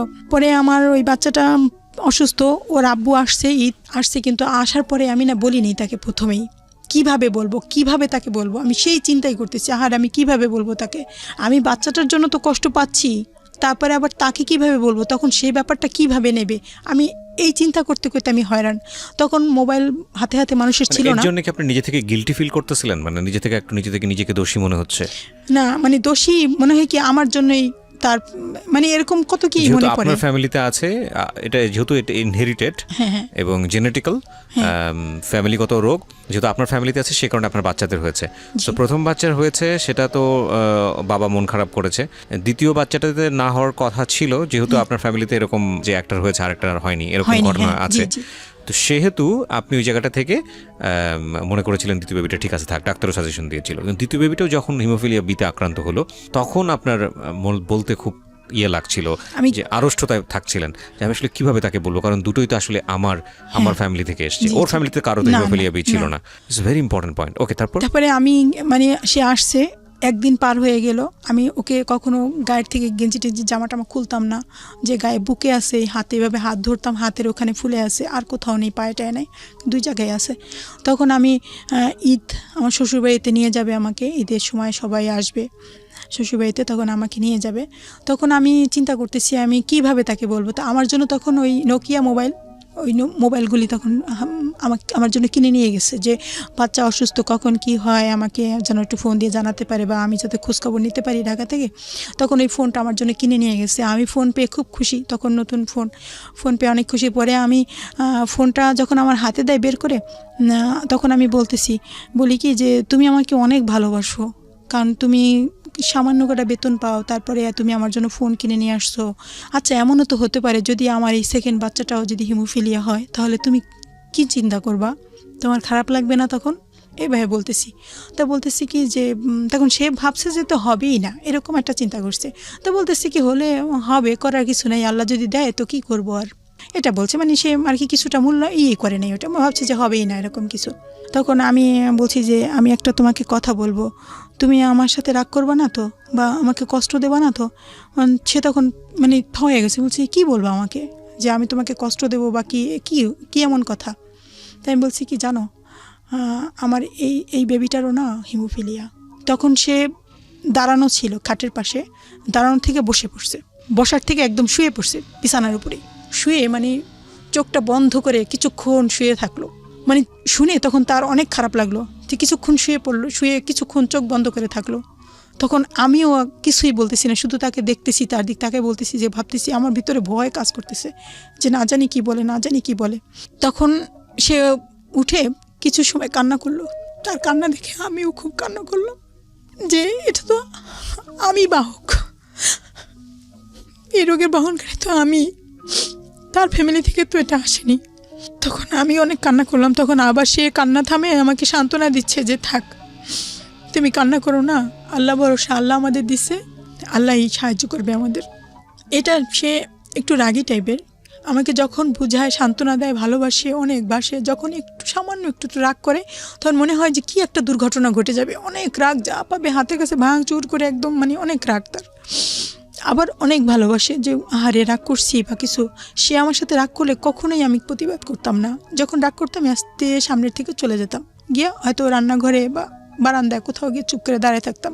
আমার সামনে থাকলে হয়তো একটু বেশি রাগ করবে, তাই একটু সামনে থেকে সরে গেলে হয়তো রাগটা কমবে, তাই আমি সরে যেতাম। কখনোই তার প্রতি উত্তর করতাম না, রাগ করতাম না, কিছুই করতাম না। তো একটা টাইমে যখন এই সমস্যাটা, তখন আমি শ্বশুরবাড়িতে গিয়ে থাকবো, আমার পড়াশোনা শেষ, মাস্টার্স কমপ্লিট হয়েছে, এখন আমি শ্বশুরবাড়িতে থাকবো, কিন্তু সেখানে তো আমার বাচ্চা 2 ছেলের এই সমস্যা। আমি হসপিটালে যাব কিভাবে, ডাক্তার পাবো কোথায়, ইঞ্জেকশন কিভাবে দেব, বা ইঞ্জেকশন এই ঢাকার থেকে সেই ইঞ্জেকশন গাড়িতে পাঠিয়ে দিত। কখনো হয়তো দাঁত উঠছে যখন, তখন হয়তো পড়ে গেছে, ওই দাঁতটা ঠোঁট কেটে গেছে, এমন রক্ত ঝরতেছে যে অঝরে রক্ত পড়তেই আছে, রক্ত থামে না। যতক্ষণ হাত দিয়ে চাপ দিয়ে ধরি ততক্ষণ আবার জিব্বা কেটে যায়, জিব্বা তো চাপ দিয়ে ধরতে পারি না, আঙ্গুলের উপর কামড় বসাই দেয়, জিব্বা চাপ দিয়ে ধরতে পারি না, রক্ত পড়তেছে তো পড়তেই আছে। ঢাকা থেকে সেই ইঞ্জেকশন গাড়িতে পাঠিয়ে দেয়। একবার লঞ্চ মানে ফেরি আটকাই গেল নদীতে, ফেরি যাচ্ছে না, সেই ইঞ্জেকশন ওই ড্রাইভারের কাছে ইঞ্জেকশন দিয়ে দিছে, আমরা ওখানে স্ট্যান্ডে দাঁড়িয়ে থেকে ইঞ্জেকশনটা নিয়ে নেব। কী গাড়ি, কত নম্বর গাড়ি, আমরা রাস্তায় দাঁড়িয়ে থাকতাম ওখানে, তাও ইঞ্জেকশনটা নিয়ে আমি ওখানে ডাক্তারদের দিয়ে পুশ করে দিতাম। তাই এখানে যে ব্লাডের যে সাদা অংশ প্লাজমা যেটা বলে, প্লাজমাটা দিলে যে ওটা চিকিৎসা, এটা আমরা তখন জানতাম না, শুধু ইঞ্জেকশনটাই জানতাম। সেই ইঞ্জেকশনটা ছিল 4800 টাকা দাম ওই সময়। তা আমার হাজব্যান্ড 4000 টাকা বেতন পেত তখন। আমার ভাসুরে তাকে একটা বেতন ধার্য করে দিয়েছিল 4000 টাকা, আর খাবে থাকবে। কিন্তু ওই আমার ভাসুরে কিছু দিত, দিত ও দিত, এইভাবে করে কোনো মতে ইঞ্জেকশন ম্যানেজ করে তারপরে সে পাঠিয়ে দিত। সংসারের বাকি বিষয় তো বাদই দিলাম, 4000 টাকা হচ্ছে বেতন, 4800 টাকা হচ্ছে একটা ইঞ্জেকশনের দাম, দুটো বাচ্চার হিমোফিলিয়া বি। কটা ইঞ্জেকশন লাগতো মাসে?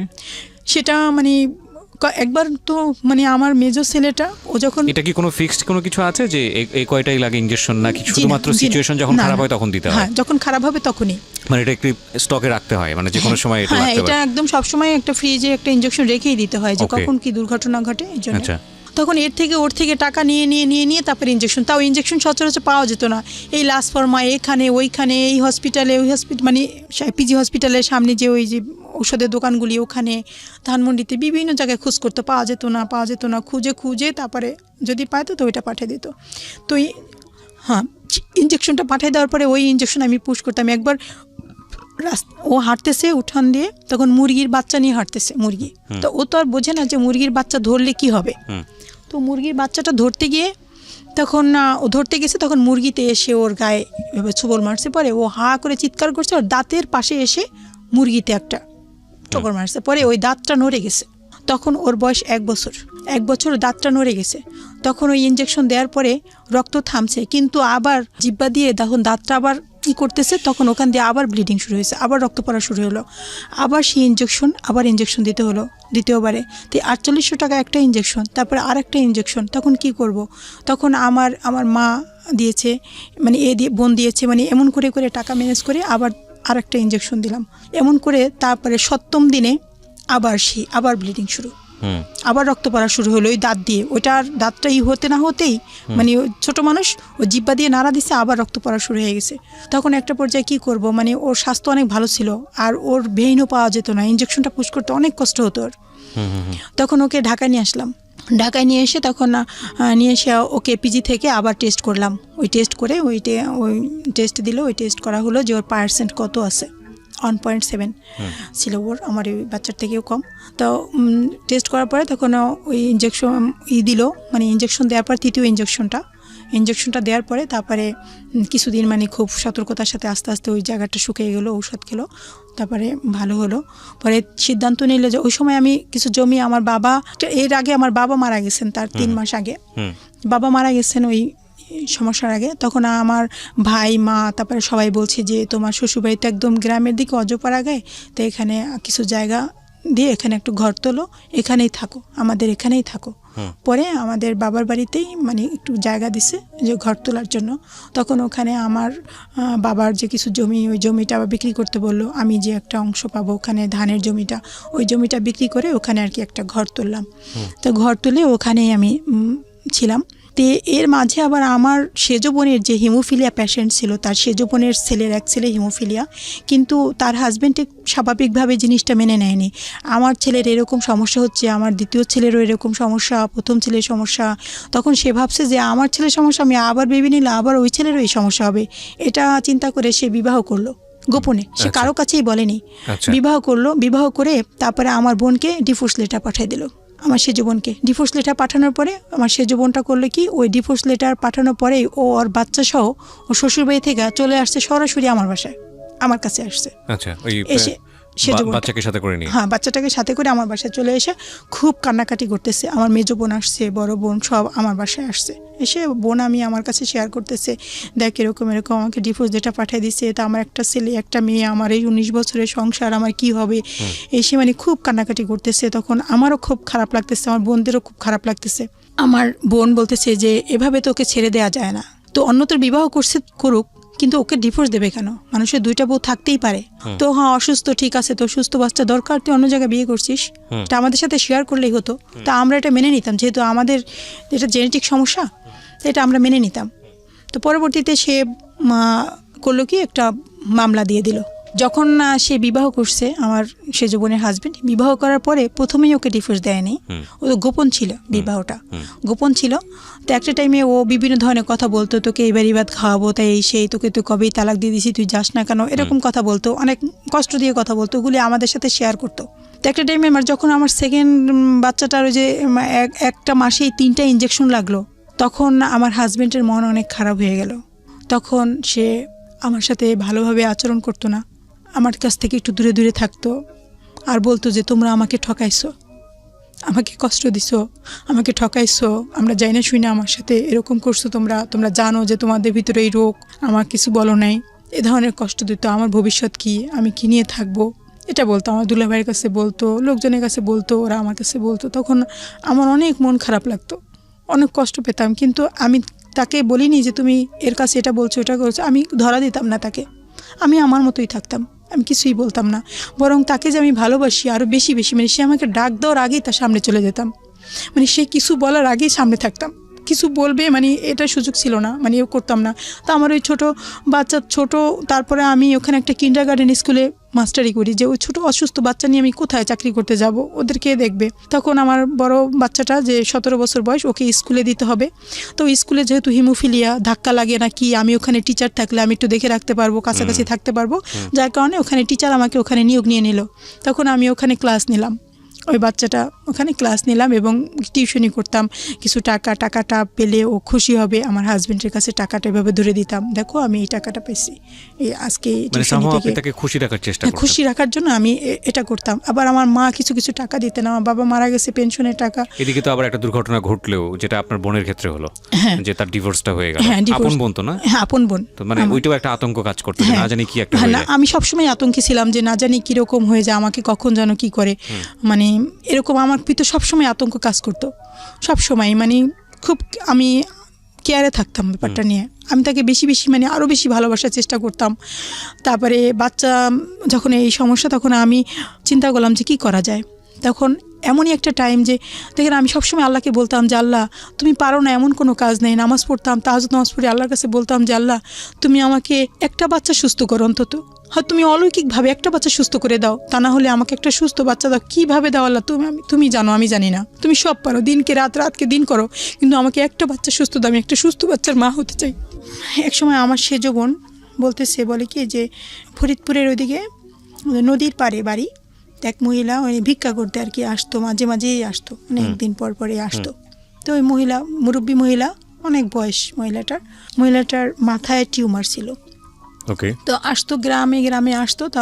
তখন ওই মহিলাটার একটা মেয়ে, বড় মেয়ে, তার প্রথম বিবাহ হয়েছে। বিবাহ হওয়ার পর একটা কন্যা সন্তান হওয়ার পরে তো ওই কী কারণে যেন স্বামীর সাথে ওনার ডিভোর্স হয়ে গেছে ওই মেয়েটার, ওই মহিলার বড় মেয়েটার বিবাহ হয়ে মানে ডিভোর্স হয়ে যাওয়ার পরে তখন ওই মেয়েটা কী করলো, ওই যে নাতিটা, ওই তার একটা মেয়ে ছিল আর কি, বিবাহ করার পরে ওই মহিলাটা মেয়ে হলো, মেয়ে সহই ডিভোর্স দিয়ে দিছে। দেওয়ার পরে তো ওই নাতিটা ওই মহিলার কাছেই থাকতো। থাকার পরে ওই তার মেয়েটা ঢাকা গার্মেন্টসে চাকরি করতো। আচ্ছা, কোথায় যেন চাকরি করতো। চাকরি করার পরে একটা টাইমে একটা ছেলের সাথে তার পরিচয় হলো। পরিচয় হওয়ার পরে তাদের বাড়ি হচ্ছে ফরিদপুরে, নদীর পাড়ে আর কি, একই এলাকায়। তো ওই যখন পরিচয় হওয়ার পরে ওরা একা একা বিয়ে করছে। আচ্ছা, বিয়ে করার পরে তা ওই যেহেতু ওর আগে বিয়ে আছে, একটা বাচ্চা আছে, এটা ওর ফ্যামিলি মানে নেই। তারপরে মহিলাটা যখন 6 মাসের বাচ্চা পেটে, ওই এই বাচ্চাটা আর কি 6 মাসের পেটে, তখন সে বাড়িতে গেল।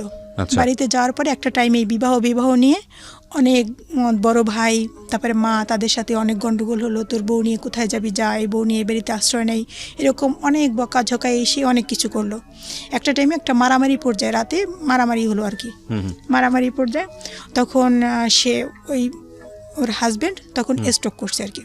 স্ট্রোক করে তখন হসপিটালে নিয়ে গেছে। হসপিটালে নিয়ে যাবার একদম একটু মানে নিয়ে যাবে আর 2-3 মিনিট হলেই হয়তো হসপিটালে পৌঁছে যাবে, এই মুহূর্তে আর কি গাড়িতে বসে মারা গেছে। আচ্ছা।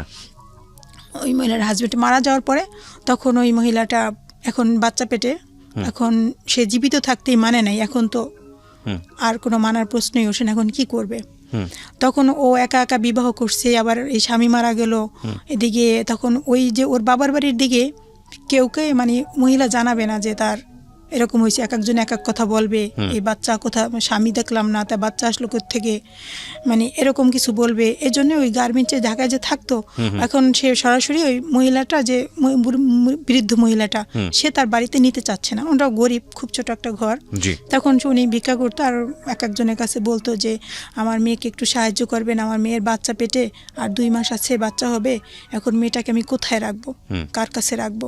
তখন আমার বোন বলল কি যে তাহলে আপনি একটা কাজ করেন, আমার কাছেও সংবাদটা আসছে, আসার পরে আমার হাজব্যান্ডকে বলতেছি কি একটা মহিলা এরকম বাচ্চা পেটে, সে কিছু সাহায্য চাইতেছে, তার বাচ্চাটা ডেলিভারি হবে, হাজব্যান্ড মারা গেছে 6 মাসের পেটে থাকতে। তখন এই মহিলাটা এখন কিছু সাহায্যের জন্য বলতেছে আপা, তা আমি কী করব। তা বলতেছি কি তুমি আপাকে বলো যে একটা টাইমে বাসায় এসে কিছু চাল টাল বা টাকা টুকা যা থাকে একটু কিছু যা পারো তুমি দিয়ে দাও, মানে কেউ যদি সাহায্য চায় কিছু না কিছু দিতে হয়, তা তুমি যা পারো দাও কিছু। তারপরে আমি ওটা দিলাম, দেওয়ার পরে আমার বোনের সাথে আমি বলি কি যে আচ্ছা ওই মহিলাটা বলছে যে বাচ্চাটা কাউকে দিয়ে দেবে ডেলিভারি পরে। পরে আমি আমার বোনের সাথে শেয়ার করতেছি, বড় বোনের সাথে, যে আপা এই বাচ্চাটা যে দিয়ে দেবে, আচ্ছা এই বাচ্চাটা আমরা রাখতে পারি না, আমার তো 2 ছেলের হিমোফিলিয়া, এই বাচ্চাটা যদি আমরা রাখি তাহলে ভালো হয় না। তা আমার হাজব্যান্ডের কথা বলতেছে, আল্লাহ, ও যে রাগী মানুষ, ও কি জীবনও মানবে, তা সে কখনো মানবে না। তখন আমিও তাই ভাবতেছি, কিন্তু আমার এমন একটা অবস্থা যে আমার হাজব্যান্ডকে আমি এত ভালোবাসি যে আমি কোনো কিছু তার কাছে লুকাতে পারি না, আমি সব কিছু শেয়ার করি, তাকে সব বলে ফেলি। হয়তো চিন্তা করি যে এটা বলবো না, ওটা বলবো না, কিন্তু একটা টাইমে সে আমার সামনে আসলে তাকে আমি বন্ধুর মতো মনে করি, সব কিছু বলে ফেলি তাকে। তাহলে সে বাসায় আসছে, আসার পরে তা আমি না তাকে বলতেছি, খাবার খাচ্ছে, তখন বলতেছি জানো ওই মহিলাটার বাচ্চাটা না দিয়ে দেবে কাউকে, আচ্ছা আমরা কি ওই বাচ্চাটা রাখতে পারি না, আমরা যদি বাচ্চাটা আনি আমাদের মতো করে রাখি তাহলে ভালো হয় না। তাই বলে কি, এখন আমার দিক তাকাইছে, বলে কি যে তোমার এমনিতেই 2 ছেলের এই সমস্যা, তুমি নিজেই এমনি সিজারে তোমার হয়েছে, তারপরে তুমি কি ওই পারবো এই বাচ্চা পালতে, কখনো আমি কি দেখো আমি পারবো, আল্লাহর কাছে সাহায্য চাইবো, কারণ ও তো একটা এতিম বাচ্চা, আমাদের নবীজিও তো 6 মাসের পেটে রেখে নবীজির বাবা মারা গেছে, তাহলে ও তো এতিম ছিল, তা আমরা সেই করে আমরা ওই বাচ্চাটাকে একটু লালন পালন করি, ও তো একটা এতিম, ওর বাবা জন্মের পরে ওর বাবাকে দেখবে না, তা আমরা এই বাচ্চাটা নিয়ে আসি। বলে কি আচ্ছা ঠিক আছে, যদি তুমি পারো তো আমার কোনো আপত্তি নেই, যদি তুমি পারো তো আমার কোনো আপত্তি নেই। মানে উনি পারমিশন দিয়েছেন। এটা কত সালের গল্প? এটা হচ্ছে 12 সালের, 2012 সালের গল্প। তখন আপনার ঘরে আপনার 2টো বাচ্চা, দুটোই হিমোফিলিয়া বিতে আক্রান্ত। বড় বাচ্চার নাম কি? শরীফুল ইসলাম সিয়াম। আর মেজোটার? সোয়াইবুল ইসলাম সওয়াল। আর তৃতীয় যেটা আপনি দত্তক নিয়ে নিলেন, ওর নাম কি? রাফিন ইসলাম। রাফিন ইসলাম। তার মানে ওনাকে আপনি দত্তক নিলেন একদম লিখিতভাবেই? হ্যাঁ। পরে ওই মহিলাটা আমার বোনের বাসায় নিয়ে আসছে থাকার জন্য, এখন তো স্থান দরকার, আমার বোনের বাসায় নিয়ে আসছে। বোন ওকে খাওয়াই দাওয়াই মানে যত্ন করতেছে যে ডেলিভারি হবে।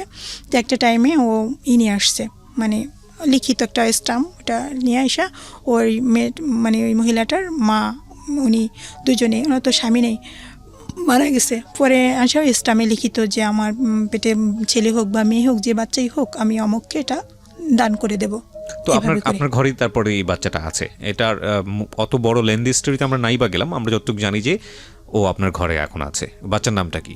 রাফিন ইসলাম। রাফিন ইসলাম। এই 3 জনই আজকে এখানে এসছে। জি। এবং এখানে একটা কথা না বললেই নয়, যারা দর্শক আছেন এই ভিডিওতে, যারা দেখছেন ইউটিউবে, রাফিন এখন পর্যন্ত জানে না যে সে দত্তক, এবং এনাদেরকেই তিনি বাপ মা হিসেবে জানেন। তো ভিডিওর যে পার্টে আমরা তাকে প্রেজেন্ট করব আমরা ওইভাবেই তাকে প্রেজেন্ট করব। সো প্লিজ এটা একটু আপনারা খেয়াল রাখবেন। শুধু সিচুয়েশন বোঝানোর জন্যে আপনাদের সামনে পুরো পরিবারের পুরো বিষয়টা এখানে উপস্থাপন করা হচ্ছে, যাতে করে কোনো বিষয় গোপন না থাকে আপনাদের কাছে, এবং দিন শেষে আপনাদেরই একটা বলা যেতে পারে নিজের জায়গা থেকে একটা চিন্তাভাবনার বিষয়ে আসা উচিত, সেটাও আমরা বলবো। আমরা সব বিষয়ই ওপেন করছি এবং আশা করছি আপনারা শেষ পর্যন্ত দেখবেন মানে মা কি জিনিস হয় এবং জীবনের ফাইটটা আসলে কি। অনেকেই অনেক ফ্রাস্ট্রেটেড হয়ে যান না জীবন গল্প শোনার পরে? আমাকে অনেকেই বলেন যে ভাই আজকে থেকে নিজের গল্পটা মানে নিজের দুঃখটা ভুলে গেলাম। এরকম অনেক কমেন্টস আছে, দেখবেন ইউটিউবে গেলে পাবেন এরকম কমেন্টস। তো আমি শুধু এটাই বলতে চাই, যারা জীবনে মনে করেন কিছুই করতে পারলাম না, কিছুই হলো না, কিছুই পেলাম না, তারা আজকে এই ভদ্র মহিলার জীবন গল্পটা একটু শেষ পর্যন্ত শোনেন, তারপরে আমার মনে হয় যে নিজের দুঃখগুলো ভুলে যাবেন। ওকে। রাফিনের বিষয়টা তখন হসপিটালে ডেলিভারি হলো, আমার বোন হসপিটালে নিয়ে গেল, নেওয়ার পর তারপরে আমি যে ইসলামে লিখিত করলাম মানে ডেলিভারির আগে 5 দিন আগে, তখন আমি বললাম যে দেখেন এই যে তো আপনার বাচ্চাটাকে দান করে দিচ্ছেন, এই বাচ্চাটা আমি আপনার পিছনে খরচ হয়েছে, কিছু টাকা পয়সা, আবার ডাক্তার দেখানো হয়েছে, এগুলি থাক, কোনো সমস্যা নাই, এগুলো আপনার বাচ্চা যেহেতু আপনি নিয়ে যান, আপনি নিয়ে আপনিই রাখেন, আমার যে খরচটা হয়েছে এই জন্য আপনি কোনো কিছু দিলেন যে খরচ করছি এখন আমি দেবো না, এরকম কিছু, আপনার বাচ্চা যেহেতু আপনি নিয়ে যান, ডেলিভারি পেয়ে আমার কোনো আপত্তি নেই, আপনি আমি এখনও স্টাম্প ছিঁড়ে ফেলাই দিই, আমি স্টাম্প রাখবো না। তখন সেই মহিলা বলতেছে কি না আপা দেখেন আমার তো শ্বশুরবাড়ির দিক দিয়ে আমাকে জীবনেও মানবে না, আর ওর বাবার কবরটা একদম নদীর পাড়ে, এতদিনে হয়তো ভেঙেও গেছে, আর বাবার কবরটাও হয়তো নদীতে ভেসে গেছে, আর আমি আমার বাবার বাড়িতে যেই বাচ্চা নিয়ে যাব সেখানেও আমি মুখ দেখাতে পারবো না, বলবে যে এই বাচ্চার বাবা কোথায়, মারা গেছে, এটা কেউ বিশ্বাস করবে না। আর আমি এখন একটা কাজ করব যে আমার আর একটা মেয়ে আছে, চাকরি করব, সেই চাকরি তো আমি করতে পারবো না, এই ছোটো বাচ্চা নিয়ে আমি বাচ্চাটা কী করব, আমার যদি ভাগ্যেই থাকতো ওর বাবা বেঁচে থাকতো। মহিলাটা খুব কান্না করলো, আমার হাত ধরে বলতেছে যে আপনি পর্দা করেন, আপনি নামাজ রোজা করেন, আমার বিশ্বাস এই বাচ্চাটা আপনার কাছে ভালো থাকবে, আপনি যদি বাচ্চাটা রাখেন তো এই জন্য আপনার ওই বাচ্চারাও ভালো থাকবে, আমি দোয়া করে দেব, আপনি আমার পরকালে পাবো, আমার ইহকালে দরকার নেই, আপনি এই বাচ্চাটা রাখেন। খুব কান্না করলো মহিলা। পরে আমি জড়াই ধরে আমিও বললাম যে ঠিক আছে, আপনার বাচ্চাটা আপনি আমাকে বিশ্বাস করে যেভাবে দিয়েছেন ওকে আমি মায়ের স্নেহ দিয়েই আমি বড় করব, আমার পরিচয় বড় করব, এটাই আমার বাচ্চা, আমার ওই বাচ্চা যেরকম আমি দেখবো এদের আলাদা নজরে আমি জীবনে দেখবো না, এটাই আপনার সাথে আমার ওয়াদা। আমরা এই জায়গাটা ক্লিয়ার হলাম, আমরা দোয়া করি আপনার জন্য যেন সেটাই থাকে। আপনারা গল্পের ক্লাইম্যাক্সের জায়গাগুলো খেয়াল করবেন প্লিজ। দুটো বাচ্চাই হিমোফিলিয়া বিতে আক্রান্ত এবং as per medical science haemophilia A আর বির মধ্যে পার্থক্য কি? এ হচ্ছে ফ্যাক্টর 8 আর বি হচ্ছে ফ্যাক্টর 9। একই ধরনের ব্যাপার না? একই ধরনের ব্যাপার, একই ধরনের ব্যাপার, কিন্তু এটা হচ্ছে ফ্যাক্টর 8 আর ফ্যাক্টর 9, যেমন এটা বিভিন্ন ফ্যাক্টর নিয়ে ব্লাডটা তৈরি, যেটা হচ্ছে ফ্যাক্টর 8 এর ঘাটতিতেও হিমোফিলিয়া এ হয়, আর ফ্যাক্টর 9 হচ্ছে হিমোফিলিয়া বি হয়, বাট টাইপটা একই রকম। ওকে, সো হিমোফিলিয়া এতে আক্রান্ত, বেসিক্যালি আমি হিমোফিলিয়া বলি, এবং হিমোফিলিয়া মানে হচ্ছে নন কিউরেবল ডিজিজ। এটা আসলে আমার তেমন কোনো ধারণাও ছিল না। আহনাফের স্টোরিটা প্রচার করার পরে অনেকেই আমার সঙ্গে যোগাযোগ করেন, তারপরে আমি এটা নিয়ে একটু পড়াশোনা করে যতটুকু পেয়েছি আইডিয়া আমি ততটুকুই শেয়ার করছি আপনার সঙ্গে। It's non curable. বিদেশে এটার উপরে কমিউনিটি আছে, সোসাইটি আছে, যারা হিমোফিলিয়া বিতে আক্রান্ত, তারা একসাথে মুভ করে, অনেক বিষয় নিয়ে তারা একই সাথে একটা কমিউনিটিতে গ্রো করে। বাংলাদেশেও এরকম আছে, হয়তো এনারা জানেন না, আমাকে অনেকেই বেশ কয়েকজন জানেন। ওকে, ভেরি গুড। সো ওগুলো হয়তো সামনে আসবে, তবে এটা নন কিউরেবল এবং সারাটা জীবন জুড়েই ফাইট করে যেতে হয়। অদ্ভুত এক ডিজিজ, মানে আল্লাহই ভালো জানেন, সবসময় তাওয়াক্কালতু আলাল্লাহ। তবে একটা কথা হলো যে আমরা যেন হাল না ছাড়ি, পুরো জীবনটাই তো আসলে রিস্কের, তাই না? তো ঠিক আছে, তো এই জায়গাটা থেকে উনি আসলে তৃতীয় বাচ্চা যিনি যাকে দত্তক নিলেন, রাফিন না কি যেন নাম, রাফিন ইসলামকে দত্তক নিলেন। ওনার জায়গা থেকেও মনে হয়েছে একটা বাচ্চা থাকা উচিত এবং ওনার হাজব্যান্ডও পারমিশন দিয়েছে।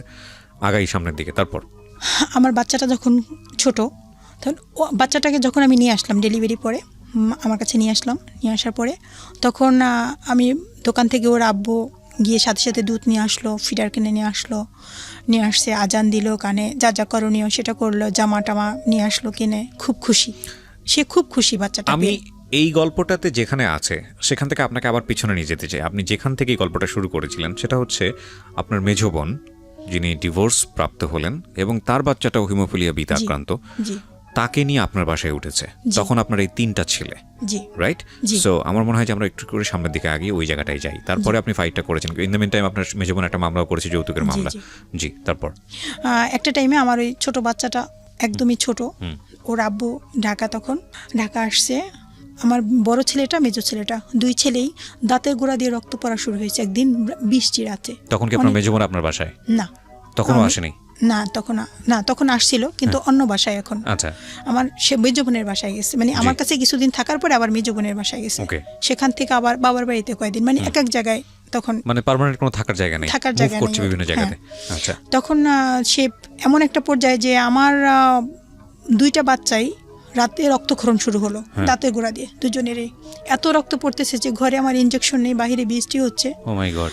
আমি ছোট বাচ্চাটা তখন অনেক 1.5 মাস 1 মাস 17 দিনও অনেক অসুস্থ, আমার 2 বাচ্চা, আমি কি করব একা, একদম বাসার ভিতরে আমি একা, 2 বাচ্চার রক্তক্ষরণ হচ্ছে, এমন রক্তক্ষরণ হচ্ছে। তখন আমি 2 বাচ্চা 2 পাশে নিলাম, নিয়ে মাঝখানে কোরআন শরীফ নিয়ে কোরআন শরীফ পড়তে থাকলাম। আর ডান হাত দিয়ে একসময় আমি বড় ছেলেটার হাতে দেখি যে ও বেঁচে আছে কিনা, আর একবার আমি মেজো ছেলেটার হাত দিয়ে দেখি ও বেঁচে আছে কিনা। তখন আমি এটাও চিন্তা করতেছি যে ওরা মারা গেলে আমি তো বাবার বাড়িতে থাকি, ওকে কোথায় নিয়ে যাব, কি করব, আমার শ্বশুর বাড়িতে নিয়ে যাব না বাবার বাড়িতে, কোথায় মাটি দেব, এটা একটা মায়ের জন্য যে কত কষ্টকর চিন্তা। অনেক রক্তক্ষরণ, শরীর কেমন ঠান্ডা হয়ে আসতেছে, অনেক রক্তক্ষরণ হচ্ছে। আমি ফোন দিয়ে কান্নাকাটি করতেছি আমি বড় ভাসুরের কাছে যে আমার ছেলে এরকম অসুস্থ, 2 জনেরই রক্তক্ষরণ হচ্ছে। তখন সে আমার দেবরের কাছে, আমার ভাসুরে বলল, আমার দেবরে ওই মুহূর্তে ফোন দিছে আমার কাছে, আমি তখন কোরআন তেলাওয়াত করতেছি, 2 জনের রক্ত পড়তেছে। তখন আমার ছোট দেবরটা ফোন দিছে, ভাবি কি হয়েছে? আমি বলি আমাদের 2 ছেলেরই আমার রক্তক্ষরণ হচ্ছে, অনেক রক্তক্ষরণ হচ্ছে, না জানি সকাল পর্যন্ত ওকে আর আমার কোলে পাবো কি না। তো এখন কি করতে হবে আমাকে জিজ্ঞেস করতেছে। আমি বলি কি ওদের ইঞ্জেকশন দিতে হবে, ফ্যাক্টরিটা ইঞ্জেকশন, যে এক একটা ইঞ্জেকশনের দাম 4800 টাকা, আমার 2 ছেলের এই সমস্যা, আমার ইঞ্জেকশন লাগবে। তখন বলতেছে যে ইঞ্জেকশন দিয়ে কী হবে? আমি বলি ইঞ্জেকশন দিলে তোর কিছু সময়ের জন্য রক্তটা চেক দেবে। বলতেছে ইঞ্জেকশন দেওয়ার দরকার নাকি, মানে খুবই করে বলতেছে ইঞ্জেকশন দেওয়ার দরকার নাকি, ইঞ্জেকশন দিয়ে থামাবেন 2 দিন পর তো আবারও রক্ত পড়বে, কি দরকার আছে ইঞ্জেকশন দেওয়ার? এ বলে সে ফোনটা রেখে দিছে। তখন আমি অনেক কান্না করলাম যে এটা কি কোনো মাকে বলা তার ঠিক হয়েছে, মানে চতুর্দিকে সমস্যায় আমি কি করব আমি ভাবতেই পারতেছিলাম না। এভাবে কোরআন তেলাওয়াত সারাটা রাত আমি বসে বসে কাটালাম, আর ওভাবে রক্ত পড়তেছে। একটা টাইমে দেখি আমার মেজো ছেলেটা রক্তটা থেমে গেছে, রক্তটা পড়তেছে না, ওইখানে বড় একটা মাচার মতো হয়ে আছে, একেবারে ভিতরে মানে একটা বড় একটা মাচার মতো হয়ে আছে, দলার মতো হয়ে আছে, রক্তটা পড়তেছে না। আর বড়টা দিয়ে রক্তও পড়তেছে, একটু একটু পড়তেছে। তবে একটা টাইমে সকালের দিকে একটু একটু করে এই পরে আবার থামে, একটু পরে আবার থামে, এরকম করতে করতে পরবর্তীতে ইঞ্জেকশন আনা হলো। মেজো বাচ্চাটার রক্তটা ওভাবেই অনেক দিন রয়ে গেলো, একজনকে ইঞ্জেকশন ম্যানেজ করে দিলাম, আর একটাকে দিতে পারলাম না, পরে অনেক দিন এই অবস্থা গেল। কারণ আমার যে বোনের হাজব্যান্ড যে ডিভোর্স দিয়ে দিছে, তখন ওই বোনের হাজব্যান্ড কি করলো, প্রথম কার কাছে গিয়ে আসলো, আমাদের বাসায় আসলো, এবং আমরা সেখানে সাক্ষী আছি। সে কি করলো, আমার বড় বোন, মেজো বোন, সেজো বোন, আমি 3 জনের নামে ডাকাতি মামলা দিল, আমার বোনেদের নামে, আমার নামে ডাকাতি মামলা দিল যে আমার বাসায় সব মাল সামানা লুটফাট করে সব কিছু নিয়ে গেছে, মামলা দিল, এবং আমার হাজবেন্ডের নামেও মামলা দিল। মানে আপনারা যারা সাক্ষী ছিলেন মামলায় তাদেরকে এই যে মানে আমরা যাতে কিছু না করতে পারি এবং আমরা যেন দৌড়ে পড়ে থাকি, এভাবে মামলা দিল। মামলা দেওয়ার পরে তখন ওই এলাকার চেয়ারম্যান, আমাদের চেয়ারম্যান গিয়ে ওই এলাকার চেয়ারম্যানদের বললোই করলো, একটা টাইমে আমাদের মামলাটা আমার নামে বা মামলাটা ছিল, ওই মামলাটা তুলে নিল, আমার হাজব্যান্ডের নামে মামলাটা তুলে ফেলার পরে আবার আমার কি করলো, আমার সেজো বোনটা গিয়ে আমরা মানে এটা এখন আমার কাছে নেই, আমার ছেলেরা ছোট একদম, 2 ছেলে অসুস্থ, তখন আমার ওই সেজো বোনটাকে আমার কাছ থেকে নিয়ে আমার মেজো বোনের বাসায় নিয়ে গেল, ওই যে ডিভোর্স দিল যে বোনটাকে, সেই বাসায় নিয়ে গেছে। তখন ওরা ওখানে যুক্ত করে ও বলতেছে না যৌতুক মামলা না, আমার নারী নির্যাতন মামলা দেব। তখন শিশু ও নারী নির্যাতন মামলা দিয়ে দিল। আপনাদের না, ওই আমার বোনের হাজবেন্ডের নামে। আচ্ছা। শিশু ও নারী নির্যাতন মামলা দিয়ে ওকে অ্যারেস্ট করালো। আচ্ছা। অ্যারেস্ট করার পরে তারপর লোকজন সবাই ধরলো যে তোমাদের নামে কোনো মামলা দিবে না, ঠিক মতো খরচ টরচ দিবে, করবে, তুমি মামলা তারে ছাড়াই আনো, তুমি করো। তো 18 দিন ছিল আর কি জেলখানায়। তখন আমার বোনে গিয়ে আবার সেই নিজে আবার মুক্ত করে নিয়ে আসছে, কিন্তু মামলাটা আর তোলে নাই, তাকে মুক্ত করে নিয়ে আসছে, ছাড়াই নিয়ে আসছে। তখন মামলাটা আর তোলে নেয়। সে করছে কি, ওখান থেকে বের হয়েই সে ঢাকায় এসে অন্য একজনকে বাদী বানায়া তখন আমার হাজব্যান্ডের নামে ছিনতাই মামলা দিয়ে দিল। ছিনতাই মামলা দিয়ে আমার হাজব্যান্ডের নামে দিল, আর 2 জন বেনামি 2 জন দিয়ে তাকে 1 নম্বর আসামি বানিয়ে তার নামে ছিনতাই মামলা দিয়ে দিল। মামলা দিয়ে রমজান মাস প্রথম রোজা, তখন রাত্র 2:30 বাজে। ওই সময় আমার দরজা নক করতেছে, কে? বলতেছে আমরা থানা থেকে আসছি, আপনার নামে মামলা আছে, আপনি দরজাটা খোলেন।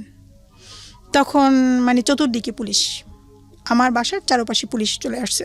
তখন আমার পিছনের আমি দরজাটা খুলছি, পিছনে দেখি দরজা বাহির দিয়ে লাগানো, জানালা খুলছি দেখি বাহিরে পুলিশ দাঁড়ানো চতুর্পাশে, মানে দরজাগুলি লাগাই দিচ্ছে। বলছে যে কোনো চালাকি করার চেষ্টা করবেন না, দরজা খুলেন।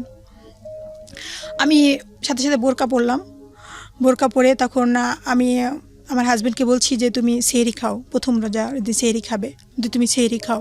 তখন সে অবাক হয়ে গেছে, মানে সে হাত পা তার কাঁপতেছে যে আমার নামে মামলা, কে দিয়েছে মামলা, কি করলো, মানে এইভাবে মানে সে হতবাক হয়ে গেছে, কে দিতে পারে মামলা, কেন দিল, মানে এইসব চিন্তা করে।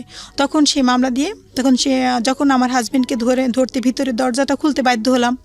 দরজাটা যখন খুললাম তখন তাকে অ্যারেস্ট করা হলো।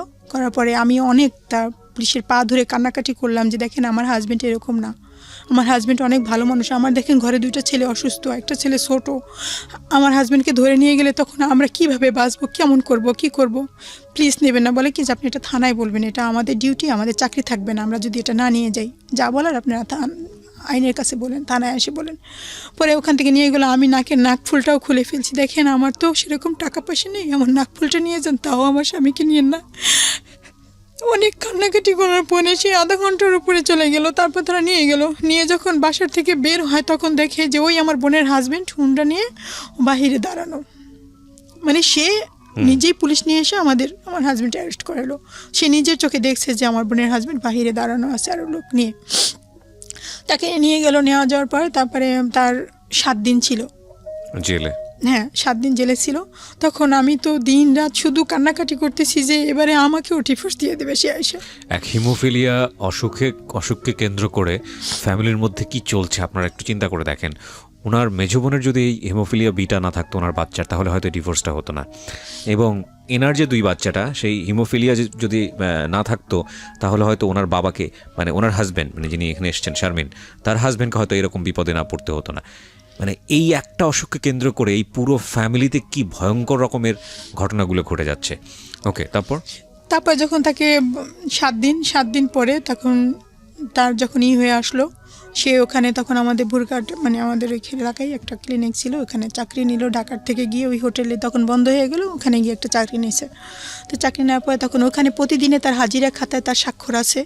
তা হাজিরা খাতার সেই বইয়ের পৃষ্ঠাগুলি ফটোকপি করে তারপরে সব করে ঢাকার মামলা, সে ওই সময় ঢাকায় সে কি করে এয়ারপোর্ট ছিল ওই টাইমে, তো সে এখানে চাকরিগুলো এভাবে বিভিন্ন দেখে তাকে জামিন করানো হলো। 7 দিন পরে নিয়ে গেলাম, আমি তো ভয়ে অস্থির যে আজকে আমাকে মেরেই ফেলবে, না জানি কি হয়। তো ওই দিন আমাকে কিছুই সে বলে নাই, ধীরে ধীরে বলা শুরু করলো। মানে আর নিতে পারতেছিল না বেসিক্যালি উনি, যে এত চাপ কেন আসবে মানসিকভাবে, মানে তোমার একটা হচ্ছে সন্তানের জন্য হচ্ছে, আর একটা তোমার বোনের জন্য হচ্ছে। এটা হচ্ছে আমার শ্বশুরবাড়ির দিক থেকে একদম মানে যতটুকু আমার প্রতি ছিল, আর এখন এই মামলার পরে তাদের মান সম্মানে হানি হয়েছে। এখন আমার শ্বশুর বাড়ির দিক থেকে মানে ভাসুর দেব তারা মানে সবাই আমার প্রতি একটা হয়ে গেল অনীহা, মানে আমার প্রতি যে তার কারণে আমাদের বাড়ির ইজ্জত নষ্ট হলো। তারপরে এই ছেলে অসুস্থ, জীবনও এই রোগ ভালো হবে না, তারপরে আবার জেল খাটলো, মানে এইসব কিলে তোকে কেন মামলা দিবে, তোকে কেন জেল খাটাবে, তুই কি করেছিস, তুই ওই ফ্যামিলিতে তুই কেন এখনো আছিস, এরকম করে তার সবাই বলা শুরু করলো। একটা টাইমে সে আমার প্রতি মানে একটা টর্চারিং অত্যাচার শুরু হয়ে গেল। তখন ওই টাইমে আমার বড় ছেলেটা ক্লাস 4-এ, ও স্কুলে গেছে, স্কুলে থেকে ছুটির পরে যখন বের হচ্ছে তখন ও পড়ে গিয়ে ওর হাঁটুতে ব্যথা পেল, প্রচণ্ড রকমের ব্যথা পেলো। হাঁটুটা ফুলে এত মোটা হয়ে গেছে যে খাটের উপরে কেউ উঠলেও ও কান্না করতো, এত মোটা হয়ে গেছে যে চিকিৎসার ওই নাই। আর ওই বাচ্চাকে দুধ কিনে খাওয়াতে হয়, সেই খরচ, আমাদের খরচ, এত টাকা কোথা থেকে আসবে। তখন ওর চিকিৎসা আর করাতে পারলাম না। তখন ও ক্লাস 4-এ 1 বছর পুরা পরীক্ষার সময় ও ভ্যানের উপর শোয়াই নিয়ে পরীক্ষা দেওয়া, একটা বেঞ্চের উপর এক বেঞ্চের উপর পা টান করে রাখতো, আর এইভাবে করে কোনো মতে একটু লিখে পরীক্ষা দিয়ে আসতো।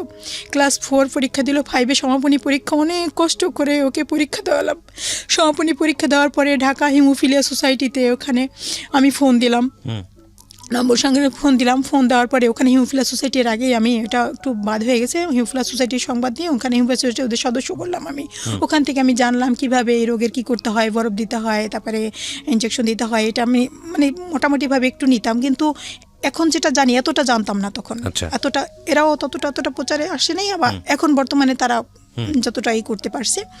পরবর্তীতে আমি ফোন দিয়ে তখন বলে যে আপনি ঢাকায় আসেন, ওকে ফিজিওথেরাপি দিতে হবে। ঢাকায় এসে ফিজিওথেরাপি দেন। তখন আমি বলছি যে ঢাকায় আসবো, আমার কাছে তো টাকা নেই, আমি এই বাচ্চাদের নিয়ে কী করে আমি ঢাকায় আসবো। তা বলতেছে যে আপনি ঢাকায় আসেন, দেখি আমরা কি করতে পারি। পরে ঢাকায় এসে ফিরোজাবাড়ি প্রতিবন্ধী হসপিটাল, ওখানে ফিজিওথেরাপি দিলাম, ডলি ম্যাডাম উনি আর কি ফিজিওথেরাপি, ওখানে দীর্ঘ প্রথমবারে 23 দিন ছিলাম ভর্তি। তারপরে একটা টাইমে আবার বাড়িতে গেলাম, গিয়ে আবার আসলাম, আবার মানে আরও দিতে হবে। তখন ওই বাচ্চাটার ছোট, আমার ছোট বাচ্চাটা একদম ছোট, তখন ওকে রেখে আসছি। তখন ওর বাবা, তারপরে আমার মা, এর ভিতরে মানে ওকে দেখাশোনা করলো, আর আমি ওই বড় বাচ্চাটা নিয়ে হসপিটালে ভর্তি। তারপর এখন হসপিটালের অন্যান্য যখন হিমোফিলিয়া রোগী আরও আছে, আবার অন্যান্য রোগীরাও আছে, প্রতিবন্ধী বাচ্চাদের মায়েরা আছে, তখন বলতেছে দেখেন আপনার তো 2 বাচ্চার এই সমস্যা, আপনি গ্রামে গেলে এই ছেলেটা আবার পঙ্গু হয়ে যাবে, এখন তো হুইল চেয়ার নিয়ে, তারপরেও একটু হুইল চেয়ার নিয়ে করতো। তো বলছে যে হসপিটালে হুইল চেয়ার নিয়ে টয়লেটে যেত, আমি ওখান থেকে ধরে নিয়ে আবার গোসল করাতাম, আবার ব্লাড নেওয়া লাগতো, ওভারব্রিজ কোলে করে ওভারব্রিজ পার করে নিয়ে এই হসপিটালে নিতাম, ওইখানে থেরাপি দিতাম, ওইখানে ব্লাড দিতাম, এভাবে দৌড়াদৌড়ি করলাম। সবাই বলে দিছে যে কোন জায়গায় কীভাবে করতে হবে, যেতে হবে সেভাবে। পরবর্তীতে আমার হাজব্যান্ড তো গ্রামে, আমি একা ঢাকা এটা করতেছি হসপিটালে থেকে, কারণ আমার ছোট 2 বাচ্চা বাড়িতে, তখন ওর আব্বু বাড়িতে। সবাই বলতেছে যে আপনি যেহেতু 2 ছেলের এই সমস্যা, আপনি ঢাকায় থেকে যান, গ্রামে ব্লাড ব্যাংক নাই, এই চিকিৎসা নাই, তো আবার পঙ্গু হয়ে যাবে। তখন আপনি ওরা পঙ্গু হলে ঘরে এসে যখন আপনার হাজব্যান্ড দেখবে যে একজন পঙ্গু হয়ে আছে, তখন আপনার হাজব্যান্ড আর থাকবে না, আপনাকে ছেড়ে চলে যাবে, এখন যাও তাও আছে। তা এভাবে করে আমাকে বললো। তা চিন্তা করলাম যে ঘটনা তো ঠিকই, আমি যদি গ্রামে যাই তো আমার ছেলের তো চিকিৎসা হবে না, ওরা আবার সেই পঙ্গু হয়ে যাবে, আবার হাঁটতে পারবে না, তাহলে আমি ঢাকায় থাকবো। তখন ওখানে আমি কোথায় থাকবো, কী করবো? একজনে বললো যে মিরপুরে কম টাকায় ভাড়ায় থাকা যায়, ভাড়া একটু কম, আপনি ওখানে আসেন। কত সালের গল্প এটা? এটা হচ্ছে 13 সাল, 2013 সাল। হ্যাঁ জি, 13 সালে তখন আমি ঢাকায় ওকে ক্লাস 6-এ ভর্তি করলাম। আচ্ছা, বড় ছেলেকে। একে তো হচ্ছে যে ট্রিটমেন্ট করার মতো পয়সা নাই, 2 হচ্ছে হলো যে এই মামলা কেন্দ্রিক ঝামেলা, 3 হচ্ছে হলো 2টো বাচ্চা নিয়ে ফাইট করা এবং ঢাকায় শিফট হয়ে যাওয়া। হ্যাঁ। আপনার হাজবেন্ড তখন হচ্ছে কোন জেলাতে কাজ করছে? গ্রামে। হ্যাঁ, মানে আপনার হাজবেন্ড থাকবে গ্রামে, আপনি শুধু বাচ্চাদের জন্য চলে আসলেন ঢাকা শহরে। হ্যাঁ, ঢাকায়। তখন একটা বাসায়, একটা টিন শেড বাসা, ওই বাসায় তখন ওই বাচ্চাদের নিয়ে ওর আব্বু প্রথমে কিছু জিনিসপত্র সব পাঠিয়ে দিল গাড়িতে। ওই গাড়িটা, ওই মালামালগুলি আমি গিয়ে আবার রিসিভ করে নিয়ে আসলাম। আনার পরে তারপরে সেই একটা টাইমে আমার ওই বাচ্চাদের নিয়ে সেও আসলো। আসার পরে বাচ্চাদের রেখে তারপরে সে বলল যে তুমি কষ্ট করো, থাকো, আমি টাকা পাঠিয়ে দেবো, আর দেখি আমি ঢাকা যদি কোনো চাকরির ব্যবস্থা করতে পারি তো আমি ঢাকায় চলে আসবো। এই কথা বলছে। তখন আমি ওই 3 বাচ্চা নিয়ে ঢাকায় থাকি। ঢাকায় থাকার পরে এখন আমার এখানে বাসা ভাড়া দিতে হয়, তখন 6,000 টাকা, ওর আব্বু ওখানে 6,000 টাকা বেতন পায়। তা বাসা ভাড়া দিতে হয়, খাবার দাবার কি করব। ছোট বাচ্চাটা তখন একটু আবার হাঁটতেছে, ছোট ছেলেটা, ওর বয়স এখন একটু হয়েছে, হাঁটতেছে, কথা বলতেছে। তো এই অবস্থা তখন আমার ওই 2 বাচ্চাকে আমি ওখানে একটা স্কুল আছে কাছে, ওই প্রাইভেট, মানে এটাই, ওখানে আমি টিচারের সাথে, হেড প্রিন্সিপাল স্যার, তার সাথে যোগাযোগ করলাম। সে আবার ওকে ফ্রি ভর্তি করে দিল, আমার মেজর ছেলেটাকে। আর বড় ছেলেটা ওকে 4-এ ভর্তি করলাম, মেজর ছেলেটাকে। আর বড় ছেলেটাকে ক্লাস 6-এ ভর্তি করলাম। সে হচ্ছে ওখানে টিচারদের বলছি, কিন্তু কোনো কাজ হয় নাই।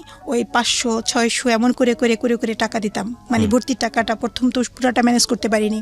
তখন আমি আমার সেলাই মেশিনটা, আমার হাজব্যান্ডকে বললাম আমার সেলাই মেশিনটা ঢাকায় দাও, দেখি আমি কী করতে পারি। এখন আমি তো কোথাও চাকরিও তো করতে পারবো না এই অবস্থা। তখন সেলাই মেশিনটা সে ঢাকায় নিয়ে আসার পরে তখন আমি ঢাকায় স্কুলে গিয়ে, মাদ্রাসায় গিয়ে, তখন অভিভাবকদের এভাবে করে বলি, তারা আমাকে আশেপাশে যারা আছে, পাশের বাসা, এভাবে সবাইকে গিয়ে আমি বলি। তারপরে তারা আমাকে কিছু সেলাইয়ের কাজ দেয়। তা আমি ওগুলি সেলাই করে কিছু ভাবে এভাবে করতে একটু করে আগালাম। পরে একটা টাইমে তখন 13 মাস পার হয়ে গেল। 13 মাস পার হওয়ার পরে আমার হাজব্যান্ড ঢাকায় চলে আসলো, শিফট করলো ঢাকাতে। হ্যাঁ, ঢাকায় তখন বনানী ক্লিনিকে সে চাকরি নিল। সেখানে তাকে 10,000 টাকা বেতনে তখন ওখানে চাকরি নিল বনানী ক্লিনিকে। তখন তার যাওয়া আসা ভাড়া 1,500 টাকা চলে যেত মাসে, আর 8,500 টাকা তখন ছিল। তখন সে ঢাকায় থাকে আমাদের কাছে। থাকার পরে সে এভাবে করে ওর ক্লাস 8-এ যখন পড়ে, আমার ছেলে। তো এইটা পড়ার পরে ওভাবে করে আমরা চলতে থাকি। মানে এর ভিতরে মানে যে টাকা সে পায় বা আমি পাই, তাই দিয়ে আমাদের যে ছেলের যে চিকিৎসা বা খাওয়া দাওয়া, সে যে কি অবর্ণনীয় সেটা আমি এখানে বলতে পারবো না। মানে এত কষ্ট করে আমরা চলছি, তারপরও চিন্তা করলাম যে না, তারপরে তো সবাই এক জায়গায় আসি বা যতটুকুই চিকিৎসা পাচ্ছি। তো এভাবে করে চলতে থাকার একটা টাইমে আমার হাজব্যান্ড সে ওই যখনই মনে পড়তো, দেখতো অসুস্থ করতো, আর ওই কথা বলতো যে আমাকে ঠকাইছো, আমাকে তোমরা বলো নাই কেন, এই সেই, আমি মামলা খাইছি, জেল খাটছি এই ফ্যামিলির জন্য, এটা একটা গজবের ফ্যামিলি, তোমার এই গজব। বাচ্চারা তো কি বুঝে গেছে যে তাদের শরীরে এই সমস্যাটা এবং তাদের এই রোগটা কখনোই ভালো হবে না। আমার ঘরে কোনো আয়না নাই, এখন আছে ছোট একটা আয়না আছে, আয়না রাখতাম না, কারণ যখন দাঁত পরে দাঁত চালাতো ওই সময়টা যখন অনেক রক্ত পড়তো, এত রক্ত পড়তো যে রাতের বেলা একটু একটু দাঁত নড়তো, রক্ত পরে পরে বালিশ ভিজে যেত, সব বুকটুক সব ভিজে যেত। মানে রক্ত দেখলে ওরাই ভয় পাবে, কোনো আয়না রাখতাম না। তখন এক ভাই আর এক ভাই রক্ত দেখতো, তখন ওরা ভয় পেয়ে যেত, কান্নাকাটি করতো, ওরা ভাবতো যে আমরা আর বাঁচবো না, আমরা হয়তো এই শেষ, মারা যাব। তো ওদেরকে ভালো করে যে বোঝানোটা, বাবা এই রোগটা হচ্ছে, এটা তোমাদের কিভাবে ফাইট করতে হবে, মনের দিক থেকে সাহস রাখতে হবে, এই জিনিসটা কি করতেন না? সে কখনোই করতেন না এটা কখনোই করতেন, কিন্তু ওদের প্রতি তার আন্তরিকতা আছে, কিন্তু এটা কখনো করতেন না। তোমরা ধৈর্য ধরো বা এই রোগটা তোমাদেরই হবে, এটার বিনিময়ে তোমরা আল্লাহর কাছে পুরস্কার পাবা, এরকম সে কখনোই সান্ত্বনা বোঝাতেন। আমি বলতাম, আমি সবসময় বলতাম ওদের, কিন্তু একটা টাইমে মানে সে আমার প্রতি এতটা ক্ষুব্ধ হয়ে গেল যে কেন এইটা, যখন মানে টাকা পয়সা হাতে না থাকলে যেটা আর কি হয়, এটা তখনই মানে যখনই টাকা, অসুস্থ থাকতো হাতে টাকা নাই, তখন মানে উল্টাপাল্টা আমাকে যা বলার তাই বলতো। কিন্তু আমি জানতাম যে এটা যেহেতু আমি এর বাহক, আমার কারণে এই সমস্যা, তখন আমি এটা সহ্য করে যেতাম। আমি তা প্রতি উত্তর করার মতো কোনো সে ছিল না আমার। তখন সে আর তার খালাতো ভাই আর ওখানে কিছু লোক আছে, ওরা একটা ক্লিনিক দেবে গ্রামের বাড়িতে। তা বলতেছি কি যে আমি একটা ক্লিনিক দেবো, তুই অন্য মানুষের ক্লিনিকে কেন চাকরি করবি, তা গ্রামে এখানে আমার ক্লিনিকে এখানে ইনে, তা ধীরে ধীরে পরে ওদের নিয়ে আসিস। তো ওখানে খরচ যা 8,500 টাকা, তা আমি তোকে 10,000 টাকাই দেবো, তুই 10,000 টাকা পুরাই থাকবে। তো এই টাকাটা ওরা পাইলে ওদের জন্য উপকার হবে। তা সে করলো কি, সে আবার চলে গেল গ্রামে গিয়ে ওখানে ওই চাকরি নিল, আর আমায় বললো যে তুমি থাকো ঢাকায়। আর হচ্ছে এরপর থেকে আমি ঢাকায় থাকা, কিন্তু তার এর মাঝে যে এই যে বনানী ক্লিনিকে চাকরি নেওয়ার আগে বেশ কিছুদিন তার চাকরি ছিল না। আবার ঢাকায় হোটেলের যে কাজ করতো, হোটেলের কাজ করার পরও তার বেশ কিছুদিন চাকরি ছিল না। এভাবে করে আমি কি বলবো, আমি বাড়ির দরজার কাছে আমি ঢেঁড়স গাছ লাগাতাম, শাক টাক এগুলি লাগাতাম, ওগুলি বাড়ির পাশে এক ভাই আছে, সে বাজারে মাছ বিক্রি করতো, ওগুলি সবগুলি টোকায় নিয়ে তার কাছে দিতাম, ভাই এটা বিক্রি করে দেন, এটা বিক্রি করে টাকা নিয়ে আসতো, তাই দিয়ে আমি চাল কিনতাম, ডিম কিনতাম, দুধ কিনতাম। মানে এভাবে করে যে আমি যে খুঁটিনাটি কীভাবে যে সংসারে এভাবে আগলে রেখেছি, সেটা আমার আল্লাহই ভালো জানে যে আমি কত কষ্ট করে, সেই দিনগুলির কথা মনে পড়লে যে আমি অনেক কষ্ট করে শুরু থেকে আমি অনেক কষ্ট করেছি। করতেন ঢাকাতে আসাতে করতেন না? ঢাকা আসার আগে করতাম। তারপরে আমি ঢাকায় এসে ওই সেলাই কাজ করতাম। আমার হাজব্যান্ড যখন চলে যায় গ্রামে, তখন এই বিভিন্ন সময় যখন হসপিটালে ব্লাড ব্যাংকে যেতে হতো, এই ইনজেকশন লাগবে, ইনজেকশনের জন্য যেতে হতো। এভাবে করে মানে সেলাই করে কোনো বাসা থেকে আমার বাসায় 4তলা 5তলা সিঁড়ি বেয়ে গিয়ে তাদের থেকে অর্ডার নিয়ে আসে, আর সেলাই করে আবার গিয়ে পৌঁছে দিতে হবে। এটা আমি প্রতিদিনই করি বলতে গেলে, প্রতিদিনই, কারণ বেশিরভাগই তারা আসে না, অনেকেই আসে না বাসায়। মানে বাসায় গিয়ে আপনি অর্ডার নিয়ে আসেন, কাজ করে বাসায় আবার পৌঁছে দিয়ে আসি আমি, এরা আসে না। তাই এইভাবে করে মানে চলতে থাকে। কিন্তু একটা টাইমে দেখেন, একটা মায়ের জন্য ওই কথাটা কতটা নির্মম। বাচ্চারা যখন বলে যে এখনই যে আমার হাজব্যান্ডের আজকে এই 9 মাসের যাবত চাকরি নেই, সে কাজ করতেছে না, কারণ ক্লিনিকটা ছিল নতুন, ওখানে শুরু করাতে, ওখানে একদম গ্রামের ভিতর ক্লিনিকটা দিচ্ছে, ক্লিনিকে তেমন রুগী টুগি হয় না, তখন ওইটা বন্ধ। এখান থেকে আপনি গ্রামে চলে গেলেন কেন? না, বলতেছি আমার হাজব্যান্ড যে গ্রামে, সে চাকরিটা কেন নাই তার বর্তমানে, যে ওই নতুন ক্লিনিক, সেখানে তার ওটা কাজ হচ্ছে না, এই জন্য ওইটা বন্ধ রেখে তারা আবার একটু পরপারের দিকে আবার একটা ক্লিনিক করতেছে, যার কারণে যে মাঝের যে গ্যাপটা, ওই গ্যাপটা সে পুরোটাই বেকার, সে কিছুই করতেছে না। এই যে এই টাইমে এখন আমার তার কাছ থেকে আমার কোনো টাকা আসতেছে না, আর এই টাইমে আমি কি করে, আমি 8,000 টাকা বাসা ভাড়া, তারপরে আমার 3টা বাচ্চা, প্লাস আমি খাবার দাবার খরচ, পড়াশোনা, তারপরে চিকিৎসা, আমি কি করে করি? মানে আমার এমন অবস্থা, এই আপার কাছ থেকে 5,000, এই আপাতে 2,000, এমন করে তার আবার সেলাই করে শোধ করা, এর সেলাই করে শোধ করা। মানে এই যে একটা কঠিন পরিশ্রম। পরে আমার এই রমজানের আগে কয়েকজন মিলে তারা বললো কি আপনি পা মেশিন দিয়ে কাজ করেন, শুধুই পিঠ ব্যথা কোমর ব্যথা, এই ঔষধ খান, বাসায় এসে দেখি আসলে খুব খারাপই লাগে, আমরা কিছু কিছু টাকা দিয়ে আপনি একটা প্লেন মেশিন কিনেন, ওই যে কারেন্টের মেশিন যেটা। তা ওরা আবার সবাই মিলে আমাকে একটা কারেন্টের মেশিন কিনে দিল। তো ওইটা তাও ধার করা টাকা, এখনও 13,650 টাকা পাওনা আছে, মানে এই টাকার শোধ করিনি আমি, বাকি টাকাটা একটু একটু করে সেলাই করে করে আমি শোধ করেছি, এখন ওই টাকাটা আবার পাবে ওরা। তারপরে আমার এইভাবে করে করে চলতে থাকে। আমি সবসময় এই টেনশনে থাকি আমার বাসা ভাড়া আমি কীভাবে দেবো, আমি বাসা ভাড়াটা আমি কীভাবে দেবো, মাস আসলে যেমন আজকে মাস 3 তারিখ, আমি কি করে বাসা ভাড়াটা ম্যানেজ করব। তো এভাবে করে বাচ্চারা আসে সন্ধ্যার পরে বলে আম্মু খাবার কিছু আছে, ভাই আমি কি বলবো, আমি তখন বলি বাবা আমার ঘরে তখন কিছু খাবার নাই, আমার বাচ্চারা মানে হিমোফিলিয়া, জানি না ওদের আল্লাহ কতদিন বাঁচিয়ে রেখে, আমি মা হয়ে যখন বলি যে আমার ঘরে কোনো খাবার নাই, আমার এত কষ্ট লাগে, অনেক খারাপ লাগে যে আমি বাচ্চাদের ঠিক মতো খাবার দিতে পারি না।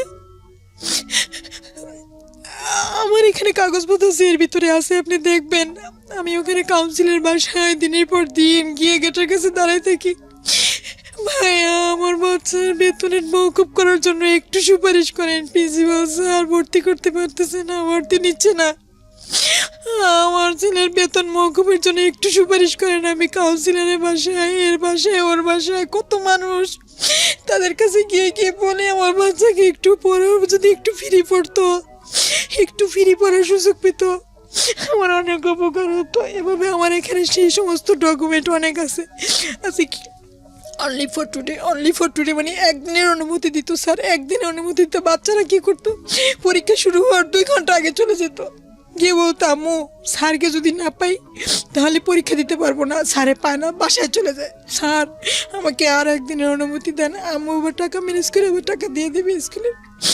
আমার কাছে এই এতখানি গাদি করা যে অনলি ফর টুডে এরকম অনুমতির অভাব নেই। এই অনলি ফর টুডেটা কি আমি বুঝি মানে আজকের জন্যই শুধু, আচ্ছা মানে আজকের জন্যই অনুমতি দিলাম, কালকে আবার অনুমতি ছাড়া পরীক্ষা দেওয়া যাবে না, বা টাকা না দিলে পরীক্ষা দিতে দেবো না। ও মানে ক্লাস পরীক্ষা যে প্রথম সাময়িক পরীক্ষা, টিউটোরিয়াল পরীক্ষা, এই পরীক্ষাটাও মানে স্কুলে তো বকেয়া ফি থাকতো, দিতে পারে না, হ্যাঁ ফি দিতে পারতাম না, এটার জন্য মানে আমার অনেক খারাপ লাগতো। ওকে এসএসসি দিয়েছে? হ্যাঁ সেটা আরো মর্মান্তিক ঘটনা। এই 19 সালের পরীক্ষার্থী আমার ছেলে, বড় ছেলে, ও পরীক্ষা দিচ্ছে, পরীক্ষা ভালোভাবেই দিচ্ছিল, ক্লাসে খুব ভালো ছিল। আমার মেজো ছেলেটাও, আমি সব কাগজপত্র আছে ক্লাসে, গত এইটা ছিল 3, এখন ক্লাসে 5 রোল, সায়েন্স নিয়ে পড়তেছিল। আমার ছেলে পরীক্ষা দিচ্ছে আইসিটি পরীক্ষা, 25 নম্বরের পরীক্ষা, যেটা 25 মিনিটের পরীক্ষা। আইসিটি পরীক্ষার দিন সকালবেলা ওকে আমি তুলতেছি, বলতেছি কি আব্বু পরীক্ষা দিতে যাবা, সেই ছেলের কোনো সারা শব্দ নেই, তার মাথার বাম সাইডটা, পিঠ, মেরুদণ্ড থেকে শুরু করে সমস্ত শরীরে ব্যথা, সে উঠতে পারতেছে না, সে বিছানা থেকে উঠবে, সে উঠতে পারতেছে না। ওরা আব্বুকে নামে, আমি যে কি করবো, ছেলেটাকে তুলতে পারতেছি না, 10টা বেজে আসছে, অনেক কষ্ট করে কিছুই খাওয়াতে পারিনি। অত বড় ছেলে, 17 বছরের ছেলে আমার গায়ের উপর ভর করে আস্তে আস্তে, রাস্তাটা কিছু পথ ছিল কাটা, ড্রেন বসাচ্ছে, কাটা রাস্তা, কাটা, ওখানে কোনো রিক্সাও চলে না, সেই পথটা হেঁটে হেঁটে গিয়ে সামনে রিক্সা পেতে বিলম্ব হলো। সেই পরীক্ষার হলে যখন পৌঁছেই তখন 27:02 পরে গিয়ে আমি পরীক্ষার কেন্দ্রে পৌঁছেই। 10:27 যখন আমি পরীক্ষা কেন্দ্রে যাই, মিরপুর 1 বেঙ্গলি স্কুল সবাই চেনে, মিরপুর উচ্চ বিদ্যালয়, সরকারি উচ্চ বিদ্যালয় স্কুলটার নাম। ওখানে ম্যাডামের কাছে গেলাম, ম্যাডাম আমার ছেলে, আপনি তো জানেন আমি ঢাকা শিক্ষা বোর্ড থেকে ওর জন্য 30 মিনিটের এক্সট্রা সময় নিয়ে আসছিলাম, এই দেখেন আমার ছেলের সরকারিভাবে প্রতিবন্ধী কার্ড আছে, ও একটা প্রতিবন্ধী বাচ্চা, ওর হিমোফিলিয়া, ওর এই সমস্যার কারণে আমার আসতে বিলম্ব হয়েছে, ম্যাডাম ওকে একটু সুযোগ দেন, ওর যেহেতু 30 মিনিটের সময় আছে। বলেন না এটা রিটেন পরীক্ষার সময়, এটা নৈবেদিক পরীক্ষার সময় না। তখন আমার ছেলেটাকে পরীক্ষা দিতে দিল না, বলে এটা পাবলিক পরীক্ষা, এই পরীক্ষা নেওয়া যাবে না। আমার ছেলে এমনিতেই অসুস্থ, ওকে তো বেশি ব্রেনে চাপ দেওয়া যাবে না, তাহলে ব্রেনের মাথার ভিতর রক্তক্ষরণ হতে পারে। আমি ছেলেটা ম্যাডাম আমার খুব পায়ে ধরি, ম্যাডাম আপনি পায়ে ধরি 10 মিনিট সময় দেন, ম্যাডাম 10 মিনিট সময় দেন, 10 মিনিট শুধু। বলেন না 1 মিনিট সময় দেওয়া যাবে না, এটা পাবলিক পরীক্ষা। দারোয়ান ডাক দিল বলে এদেরকে বের করে নিয়ে যাও, আমার কাজে ডিস্টার্ব করতেছে। আমাদের ওখান থেকে বের করে দিল। আমার ছেলে ওইখানে অসুস্থ হয়ে পড়ছে, আমি তাকে আর তুলতে পারতেছি না। আমি কোনো মধ্যে একটা সিএনজি ডাক দিয়ে আমি সিএনজিতে তুললাম, ওখান থেকে ওকে মেডিকেলে নিয়ে গেলাম।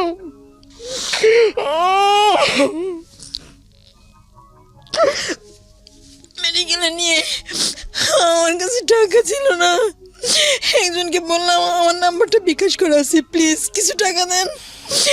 আমি সিএনজি ভাড়া দিলাম, মেডিকেলে নিয়ে ওকে কোনো মতে একটু অসুস্থ করে ইঞ্জেকশন দিলাম, সেখান থেকে নিয়ে গেলাম ঢাকা শিক্ষা বোর্ডে গিয়ে আমি ঘটনাটা বললাম যে এই ঘটনা, আমার বাচ্চাটা পরীক্ষা দিতে পারলো না, আপনারা তো 31 মিনিট সময় দিচ্ছেন, এই দেখেন সেই কাগজপত্র, ও তো একটা প্রতিবন্ধী বাচ্চা, ও পরীক্ষা দিতে না পারলে এই বাচ্চাটা আঘাত সহ্য করতে পারবে না, ওর ব্রেনে রক্তক্ষরণ, ওকে বাঁচবে না, ও মারা যাবে।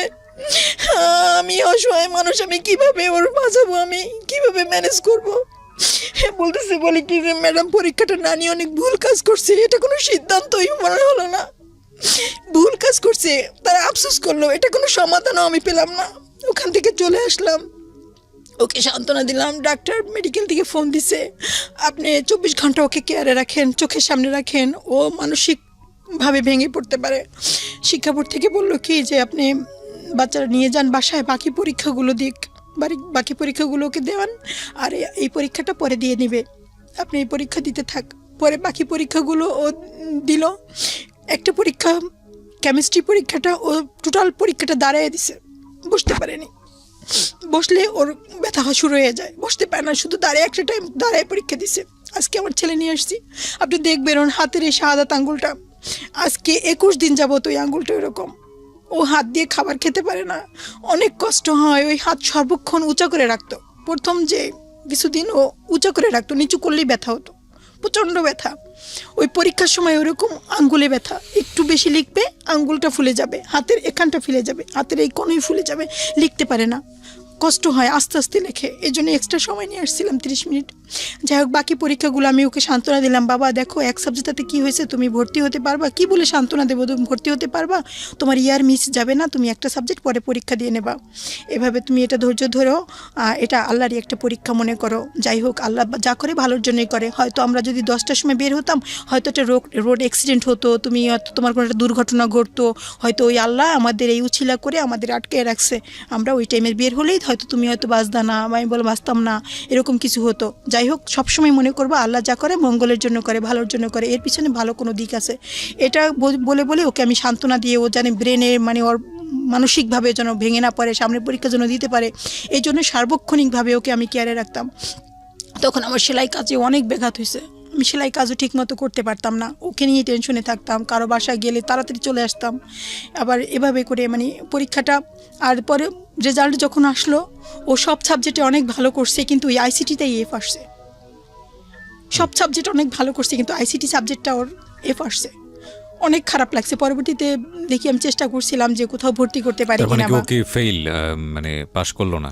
না, সব সাবজেক্টেই পাস আসছে, শুধু আইসিটিতে এফ। তার মানে একটা সাবজেক্ট আগামীতে পরীক্ষা দিতে হবে। 1 বছর বসে থাকতে হবে? জি, 1 বছর এখনো বসে থাকতে হবে।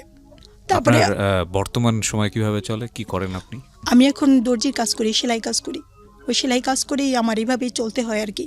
অনেক কষ্ট হয়, মানে এমন একটা পরিস্থিতি যে আমি কি বলবো, মানে আমার দেয়ালে পিঠ থেকে গেছে বলতে হবে। তো রমজান মাস অনেক অর্ডারই ছিল আমার, দিনে রাত্রে, তারপরে কারেন্টের মেশিনে বেশ কিছু কাজ করতে পারছি, দিনে রাত্রে মিলে অনেক কাজ করেন আপনি? কত ঘন্টা কাজ করেন? আমি নামাজ পড়ি, খাওয়া দাওয়া করি, আর গোছল আর রান্না টান্না, এ বাদে রাতে হয়তো 2-2.5 ঘন্টা ঘুমাই, এর বেশি আমি ঘুমোতে পারি না, কোনো রাতে ঘুমাতেও পারি না, এত কাজ করি যে পাশের